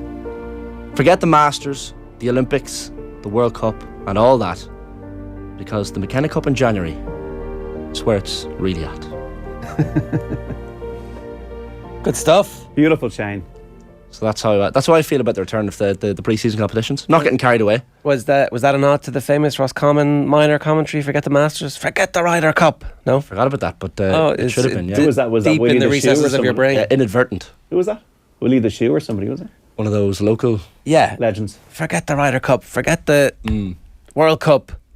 This is the Roscommon Minors. Well, I don't know what the name of the Connacht minor championship is, but excellent. Are you going up to it? You going? I was half thinking it's in Castleblaney, Monaghan Down tonight, the first group game. How much is it in? I'd say it's probably 10 or 12 quid. Okay, all right. I can't imagine it's much more. Well, the poem said it was a tenner, so if they charge any more than that, you're like, no, I heard it. Surely I get free in for the false poem. advertising. Yeah, I mean, come on. Actually bring the poem to the gate. Yeah. Just hand it to them. I was looking for streams. I can't find a stream online or a way to watch it otherwise. So that is commitment. Obviously. Yeah, I'd be forced to go up. But you're not having these competitions, John? It's not. No, no, I'm not. It's the return of Gaelic football and hurling. I think it matters to a lot of people, yeah. Like there's been big games at these. I didn't actually realise that Monaghan were the defending champions. There you go. That's part of the reason why I'm so excited. I don't like the way the real business end of the year is squeezed into a few weeks when you have these weeks when these are competitions that have nowhere near the meaning that the big ones do. You're not hot for the Super Sweet 16s or whatever it's called? Billy Idol's only Sweet 16, or is it the Furies? I can't remember. Johnny Sexton, obviously. Yeah. It'd be great to see Ross Byrne get a start. His chance as shifty lad. If you're not playing 10 regularly for Province, Ireland is hardly the place to start, says Mark C. Ulster have a great side, results not matching how good of a side they are. If Healy was Leinster, they'd keep him, says Danny Mack. Kind of ignoring the fact that Leinster wanted to keep an out half previously who is now currently playing at Munster. So I'm not sure that's true. Did you enjoy the darts? Because you, like me, sit in the fence bit with the darts. Ger, did you enjoy it? I didn't see any of it. Okay. Did you watch it, John? I watched it after the Arsenal game. Yeah, fair. It was triple screening last night, and I saw the leg. It was a pretty amazing stuff, you have to say. I think if you're not into darts, as Phil Egan texted me last night, if you're not into darts after last night, then there's no saving you. You can appreciate it, but you can be not that into it. Look, I mean, listening to that guy who was great and now is no good, the 2 hours practice every day. Glen Durrant, and it's interesting. And I do think though that what's rare now with the 9 darts is going to just become matter of course, because there'll be loads and loads and loads and loads of people who, if you think about how golf transformed after Tiger Woods started to aggressively practice hitting the ball far, and the explosion in distance that came in the aftermath of that. So when Rory McIlroy arrived, he was like hitting the ball further than everybody. Now everybody, he's just kind of not average, but like loads of big hitters exist. What'll happen is that a bunch of people will try and win £500,000 in that tournament, and the 9 dart thing is going to be like... But it's the same as any sport. Like golf, the darts averages have increased year on year. You can see it in the statistics how the prize money is in tandem with the increased level. Is it the same in golf? Like have golfers got much better than they were in the 80s, 90s? Oh yeah, absolutely. Far better. Well, they're hitting the ball. But darts is a success story of entertainment. Yeah.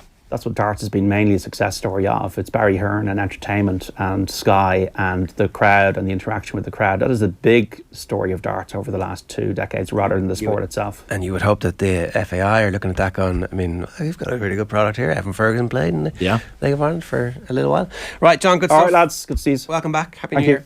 OTB AM brought to you live each morning by Gillette Labs for an effortless finish to your day. Here's what's on OTB Sports Radio for you today. The Club Championship show is live from 1 o'clock. We have... Koi Gig at 3. Our retro panel is a forwards masterclass with James O'Donoghue and Colin Gooch Cooper. Catherine Switzer is OTB Gold at 6, and then the show is live tonight with Joe Malloy from 7, with Wednesday Night Rugby and plenty more besides. You can follow us across all our social channels and subscribe to the OTB Podcast Network for all the best in sports content. Up next, News Talk's tech guru Jess Kelly is in studio to tell us about a very exciting new virtual reality headset courtesy of PlayStation. It's all in partnership with Virgin Media. Bring your A game with 99.9% broadband reliability. First, here's Kenny Cunningham back in studio with Joe last night talking about Harry Maguire's future at Man United. So Maguire comes back from the World Cup feeling a touch rehabilitated, and then the Luke Shaw thing happens. That must be embarrassing for Harry Maguire. Embarrassing. You don't really know, do you? I was amazed he didn't play the first game back because it was an illness, wasn't he? He was under the weather, but he was fit to be on the bench, but not fit to start. You know, you need him for 20 minutes if you. All of that didn't wash with me, really. I think the fact that Shaw played the subsequent game tells you what it really was. Yeah, I think so. But it's just where he is. It's not a huge surprise, is it? I don't think he warrants a place. It's as simple as that. No, I think he was competent in the World Cup. He didn't bowl me over. I thought some of the descriptions of him were a little bit over the top in terms of how we prefer the limit. But competent, but from where he was absolutely brilliant. Exactly. There's a pretty low bar. Yeah. So that's what I'm talking about. The limitations which he has as a player are still there before he went. What's his biggest limitation for you? Oh, lack of athleticism, speed. Slow to turn and speed. Yeah, exactly. Particularly in terms of how this manager wants to play from full high press, yakety yak. Yeah. You know, you're going to do that. You have to send your fullbacks up the pitch in advance here, centre halves, and at times you're going to have to defend 1v1 situations, grass in behind. So that's exactly where you don't want to be if you're Harry Maguire. We know the attributes that he has, but it's, you know, top club like Manchester United in terms of where they want to be. It's very difficult to see Harry Maguire as part of the future. Yeah, you could see him as part of the squad, 23-man squad, 4-choice centre half. He's not going to be happy to play that role over the next 3 or 4 years, is he? So, yeah, I can see that coming to its natural conclusion possibly in the summer. Where will he pitch up? What level is Maguire in the Premier League? Yeah, I think he can. Well, oh, sorry, you're not even. He's in the Premier League. Of course, he is. But yeah, I think he's just got to be careful. So I'd say I'd look a little bit like the likes of, say, Conor Cody at Everton. I look at him in terms of his, and I like Cody, good talker, reads the game well, good distributor, but again lacking in speed, kind of athleticism.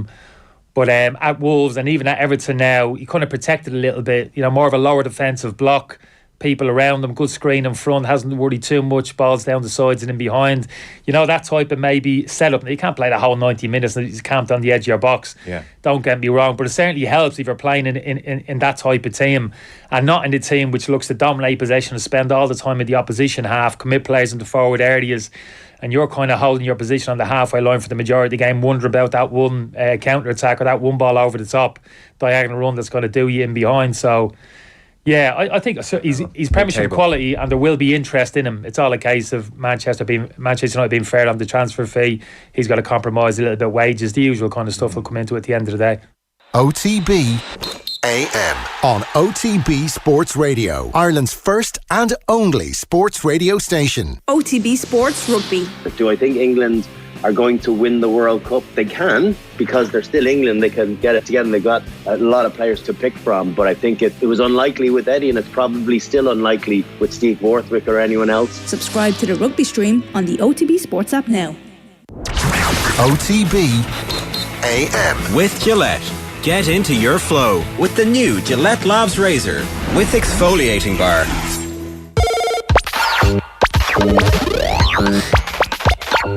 Oh yeah, you have your own theme tune, Jess. I know, right? Very good. Love it. Wow, quite analogue. Old school nostalgia. A little bit synthy. Yeah. I approve. How are you? I'm all right. How are you? Yeah, very good. The post-Christmas, everybody's kind of packed up their boxes, jumped up and down on the green bin, and returned the electronic stuff that their parents and grandparents got them that they didn't want. Yeah, it is the most wonderful time of the year. There's going to be a lot of stuff, I'd say, flying up on some of the resale websites over the next little while. People don't need a digital photo frame that doesn't really work that well. But yeah, no, it's funny. There was no real big tech toy this year, aside from the consoles. I didn't see like one big thing dominate. I think next Christmas we're going to see a lot of what we're talking about today in terms of virtual reality headsets, but there was no real sort of runaway train in terms of tech this Christmas, I don't think. So virtual reality, right? We're going to talk about the PlayStation one. Mm-hmm. There's been a massive investment by Facebook in this area in recent years, and it hasn't quite returned the dividends that I think they thought it was going to for them. No, and it's not returning for anyone as of yet. So specifically today, and you just saw it on the screen there, we're talking about the PSVR, so the second iteration of this. The first iteration was out 6.5 years ago, and it was promising to be the next big thing in gaming. However, it was kind of a little bit too early. I don't know if you remember, Ger, years and years and years ago, like maybe 15 years ago now at this stage, there was a VR headset in this office. And it was basically a thing where you sit on a chair and simulated that you were on a roller coaster. And everyone was losing their minds because they were getting that feeling in their tummy like they were on a roller coaster. Yeah. And we thought this is the extent of virtual reality. Was that Oculus Rift? That was, yeah. So obviously it wasn't 15 years ago, but it was a long time ago. And a lot of us were super excited by it. But the uses for it kind of hit a wall after the roller coaster thing. Do you remember we actually did a thing on Off the Ball a few years ago, maybe 6 years ago, where we put it on you and you were going around one of the golf courses. There was some golfing thing on. That was pretty cool. That was an example of how it could be brought into the sporting world a little bit more. But the key issues here were that, number one, the technology was super expensive, and it still kind of is. And number two, the people developing the content for these consoles and these headsets, they just couldn't keep up the pace. And so it wasn't really worth your while spending $1,000, if not more, on a headset to just do one or two things. So it's not died a death yet. Like Mark Zuckerberg is very much investing in the metaverse. He's changed the name of Facebook to Meta because he firmly believes this is the next iteration of the internet. He's pumped in like millions and millions of dollars to this. We're already seeing certain brands like Nike, for example, have already put in a lot of money into what their representation in the metaverse is going to look like. But the key question is, will the consumer follow? And I'm not talking about like nerdy kids like Shane. I'm talking about actual normal human beings who interact in real life and want to spend their money in real shops.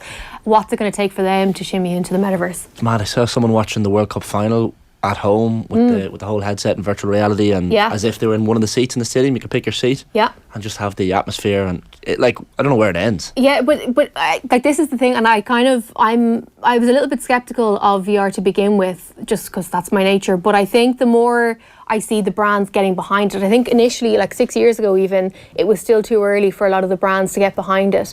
But now they are all going for it. A few weeks back, I was at a thing with Leinster Rugby, and they were showing their interpretation of the metaverse and what virtual reality would mean to them. So they took a bunch of journalists down to an office building beside the concert hall, and we were all given VR headsets, and we were taken to the Aviva, and we got to go on top of the Aviva. We got to walk around the stadium, and they were saying that, like, obviously, you know, in the RDS at some stage they did the Aviva because it was just an easier one to model, but that fans will be able to get extra experiences. So just because you can't go to a game doesn't mean you can't be present at a game. And, you know, maybe you could pick your seat at a stadium and you won't have to get pneumonia for it. And, you know, maybe you could walk in and see what's going on behind the scenes and all that kind of stuff. So I think the different clubs are taking it seriously, and I think it's just a case of trying to convince the fan that, you know, okay, you can't go to a game, but sitting on your couch, you can have as good, if not better, or maybe different an experience. It's a tricky one for them because they make so much money from match day revenue, and the thing about live sport that makes it so important, as we've learned post-COVID, is that you need fans at the game. Like, you need the atmosphere. Maybe there's some way of like listening in. I mean, obviously the technology exists through the Alexa, where, you know, Jeff Zuckerberg is sitting in his lair listening to every single conversation that's happening. Jeff Bezos is sitting in his lair listening to every conversation that's happening. So you know, you should have a two-way thing where you can shout from your couch and make noise in the crowd. But if you lose that atmosphere, I don't think you will, though. I think that's going, like, again, we're just at the beginning of this. And in terms of, like, so firstly, in terms of the noise and all the rest and the interactivity, that's what the metaverse is all about. The metaverse isn't about you at home interacting on your own. It's about the three of us being in our homes and still being able to have this experience where I can look left and I can look at you, and it feels like and it sounds like we're in the same room. And, you know, if you were to stand up and walk over to me now, but I'm looking directly ahead, I would be able to hear, because of the way the mics and the speakers are positioned within the headsets, I would almost sense your presence before I see your presence. So I think that interactivity is definitely going to be there. In terms of the financial side of things, it's fascinating if you look at what's happening on TikTok. I don't know if any of you have wasted hours over Christmas watching TikTok lives, so it's just an absolute time drain. But there are certain creators that get sent gifts. So people who are watching, just people, I don't know, whether they're cooking or they're cleaning their house or whatever it is, they're doing TikTok streams live, and people are sending gifts that are financial based gifts. So you can top up and you can send people essentially money just for existing. So you can bet your bottom dollar that these businesses, and that's what sports clubs are going to invest and find ways for fans to interact and show their support by, you know, tapping a rugby ball icon that translates as €2 or whatever it is. You know, there are so many different ways. We saw this during COVID as well, where, you know, you could be represented in a stadium on a screen or whatever it is. Like, sports, we know what I think is going to change dramatically, and everything, like, as we know, it is going to change dramatically. It's just a case of ensuring that the last person who wants to get involved gets involved. Like, I always say that my big thing with tech is trying to bring everybody along. It's not enough if, like, you know, 30% of people are super into it. We need to have everybody, because otherwise you have these big divides. And as this tech evolves and as we live more of our lives in, you know, the metaverse or virtual reality or whatever, that disparity is going to become more stark, and I think it'll be more consequential as time goes on as well. I don't want to sound like the old man in the room here, but try. I know, not easily done. Sorry, Ger, but the VR headsets, like, in terms of safety, like, weren't all those young kids dying going around trying to catch Pokemon Go and stuff? Like, when you were walking the golf course, were you actually walking around, or were you just sitting? There's great videos of people running into like, my favourite one is Ronnie O'Sullivan. He was playing snooker, and he kind of like fell off the table. He went to lean on the table wasn't there, and he fell over. Forward. It's my favourite. No, but there are safety concerns, and that's one of the things about the new PSVR, is that they've built in a view panel so that you can see what's around you. The Pokemon Go thing was augmented reality, so that was a layer of virtual reality laid over what was in real life. So essentially the Pokemon, it would appear that the Pokemon is like on the edge of this table, and I would stretch across to grab it, but it sort of wasn't lining up perfectly, so people were getting hurt. And then get hit by a bus. Yeah. Nice to keep it cheery on a Wednesday morning. Oh, yeah. Thanks, everybody. Early New Year for you, a little bit of foreshadowing of your death. Happy New Year, everybody. That's my gift to you. So let's talk about the specifics of this one, right? Yeah. So this is, as I said, this is the second iteration. So it's PSVR 2. It's coming out on the 22nd of February. And this has been hotly anticipated. And people have been dying to see what improvements Sony would make to try and make for a better experience. So as you'll see here, you have the headset itself, and then you have the two Sense controllers. So they sit in one in each hand. You put your headset on, and they have really amped up the tech inside it. So you're going to have two 2000 by 240 display for each eye. So each eye is getting stellar displays right in front of you. So you'll have a 4K HDR display. There's intelligent eye tracking built in. So if we were all playing a game and I threw you a look, like I'm throwing you a look now, you'd be able to see it, and you'd be able to follow where I'm going in terms of my eye line and so on. You have a 110-degree field of vision. So that just gives you that proper immersive experience. So like the fan that you were talking about, Shane, watching a match, you know, everything in your peripheral vision and directly in front of you is of the scene that you're immersed in. and it gives you that extra layer of reality. They've also done a lot in terms of 3D audio. So ensuring that if you are playing a game with bow and arrows and an arrow flies by your ear, you're getting that whoosh sensation, and it kind of just brings you in a little bit more. And they've done a lot of work with the controllers as well to try and ensure that you're getting that extra bit of precision. So if you are playing, say, a shooter game, or even if you're touching something, they've put a lot of work into being able to allow you to be more precise. So with a single digit, you can, touch something, you can reach out. You are getting the haptic feedback in terms of, if you're playing one of those evil, horrible games, you are getting that shock back into your arms. And I am excited to see what they do with it. But firstly, it's still expensive. It's 600 quid. And secondly, it's all reliant on the titles. Like when the first PSVR came out a few years ago, I had one in my apartment and there was a novelty aspect to it, so I was very, very excited. And I think it came with a Batman game, or they gave us a Batman game to try out. And so for 15 or 20 minutes, I was like, I am Batman in Leopardstown. And you do feel it everywhere you look. You are seeing like the utility belt, you're seeing your hands, you're hearing things, bats fly by. It's super immersive.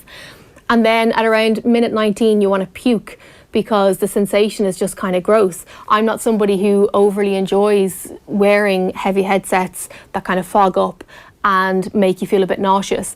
So I think that's going to be a serious factor to see if the better display and the better audio calibration and all the different things they've done have eradicated that sort of sickly feeling that sometimes comes from VR. I can't wait to see how it's going to be adopted into real life, because I think back to my dad talks about watching the moon landings in the 60s, and you're obviously watching the grainy footage on TV. And now NASA are going back with this Artemis program by 2025. I'd love to, there's definitely going to be a way in which you can probably 100%. Watch them walking on the moon in relative real time. Yeah. Like you're there almost. Yeah. Like it's going to be insane. But that's the possibility. And so that's why some people sort of scoff at VR and think that it is just in the world of gaming. I think gaming is sort of the gateway drug for it to become a bit more mainstream. But Sony, they've invested a lot of money into the PSVR 2. And there are already projections and predictions of the amount of units they need to sell for this to be deemed a success. And if it's not deemed to be a success, the VR ball is very much in Meta's court, because, it'll basically all be hinging on them. Their new headset that was released late last year did very well at Christmas, not bonkers numbers, but it did quite well. And I think that'll go up again next year. But it's all reliant on the content, because there's no point in having, there was no point in having a Blu-ray player if all you had was VHS tapes, right? And that's kind of the same thing that we have now with VR. Yeah, and it being accessible and everything, and the point bringing people along. I presume VR is being used in flight simulation and in high-end 100%. Sports franchises, but that's just at a much higher and therefore more expensive level than the stuff that is being mass produced. Yeah, and I saw a few years ago, I was in in Birmingham, and the West Midlands Police there use VR as an alternative to getting penalty points on your licence. So if you are caught drink driving or if you're caught speeding, there was an option in a pilot scheme, rather than getting the points on your licence, to sit through a 12-minute VR simulation of what just happened, but you are the person who's impacted by either the drunk driver or the speeding driver. And I watched about 2 minutes of it. It is incredibly impactful. So it's being utilised in terms of education. I know that some medical students are now using things like VR to get a better understanding of how to treat patients, particularly in trauma cases. So there are so many uses for it, but it does need that backing in terms of the content, because to produce this stuff is super expensive. And I know I'm making the same point time and again, but it does come down to that. I think, was it Paul McCartney a few years ago did a thing whereby a gig was streamed and you could put on a VR headset and you could feel like you were standing in front of the stage watching him play. It's going to take artists and individuals with clout and big pockets to be able to make this accessible to more people. Very interesting to see the Zuckerberg bet and if it comes off. J.P. Wright, who's a regular commenter on our YouTube channel, says the metaverse is huge. I've done a lot of voice-over work for Meta in the last 2 years, but it's mainly crypto-related. Interesting to see how it works in the world of sport. It is going to be very interesting to see how it works in the world of sport, especially as crypto falls apart. Hot take. One of the Bitcoin originators was like, oh, my wallet got compromised and he's lost 3 million quid's worth. He's literally the guy who was involved in building the whole thing, and his money's not safe, but your money's safe. No, absolutely. Your money's safe. Give it to me, please. I'll mind it in my Revolut for you if you want. Just at Ger Shane. Sorry, sidetrack there. Google have pulled out of Google Stadia. Yeah, this is, it's not really a shocker, but it's kind of sad news. So before Christmas, we were talking about how streaming is very much the future of, or sort of the immediate future of gaming. So we talked quite a bit about the Xbox Game Pass that allows you to pay a subscription fee and then you can download and play games straight away. Google back a number of years ago, in 2019, launched a thing called Google Stadia, and the idea was to enable gamers to be able to play in real time. So you would take out your phone or your TV and you would log in and you'd be able to stream games. They'd be sort of hosted off a Google server somewhere else in the world, meaning that it wasn't, you didn't need a console essentially. And it was deemed to be like, you know, it was looked upon as very exciting and it could be something that would open gaming out to more people. However, it just didn't work. Google has now pulled the plug, and as of January 18th, anyone with a Google Stadia account will lose access to their account.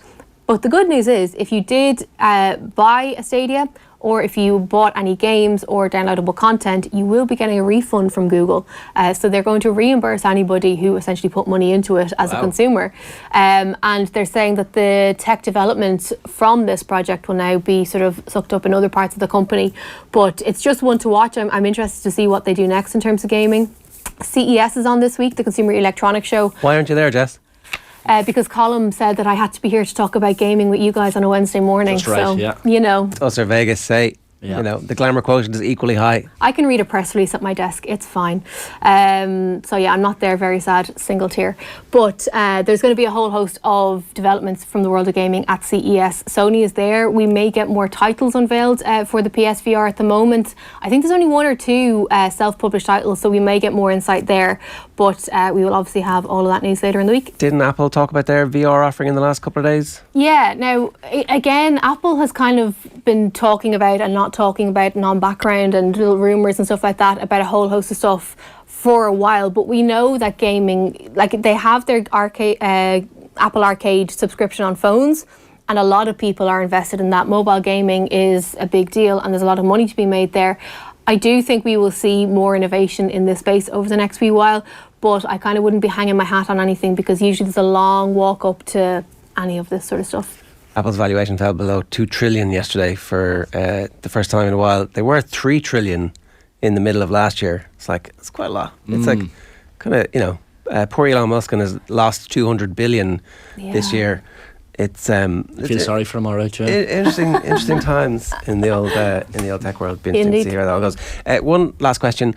I, for reasons that are too boring to go into at the moment, ended up with a couple of Chromecasts. Okay. What's the point of them? What do they do? Sorry, I've been talking to you about Chromecasts for about 7 years now. Yeah, but I don't actually need one, do I? You can go from your phone to I know, but TV and can stuff. I not do that anyway? No. Okay, so the idea with a Chromecast, back before every TV was a smart TV, you'd buy a Chromecast. They were like 30 quid. You'd plug them into the back of your telly, and you'd be able to put everything and anything from your phone on. It worked really, really well. Now that a lot of TVs are smart, or pretty much every TV is a smart TV, they are slightly less useful. However, if you have a TV with a UI that you absolutely hate and you find it really difficult to navigate through, or if you don't want to go rooting down the back of the couch for one of the 17 remotes that you have to have a TV these days, you can bypass that all by going through the Chromecast. So I really like it. I actually still use the Chromecast. I have the Chromecast with Google TV, and it's far superior to the UI on my TV, which is a nice TV, but I just couldn't be bothered navigating it. So if you are someone who wants to do everything from your phone, that is a really good way to go. If you want to, I suppose, as I said, bypass the crappy UI, it's the way to go. They're not as useful as they were, but I still wouldn't get rid of the two that I have. Okay. In fairness, I did want to watch something on Vimeo. I had a screener for North Circular before we were interviewing Luke McManus, the director, and very hard to get that on different TVs, even on the smart TVs, and actually ended up just sticking the laptop in and getting an HDMI cable and doing it that way.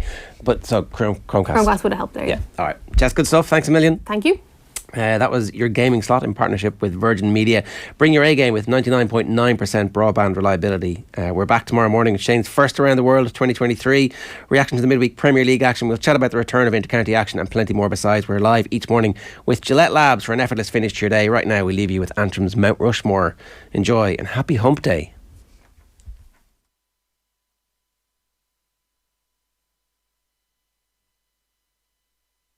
OTB AM. With Gillette. Get into your flow with the new Gillette Labs Razor with exfoliating bar.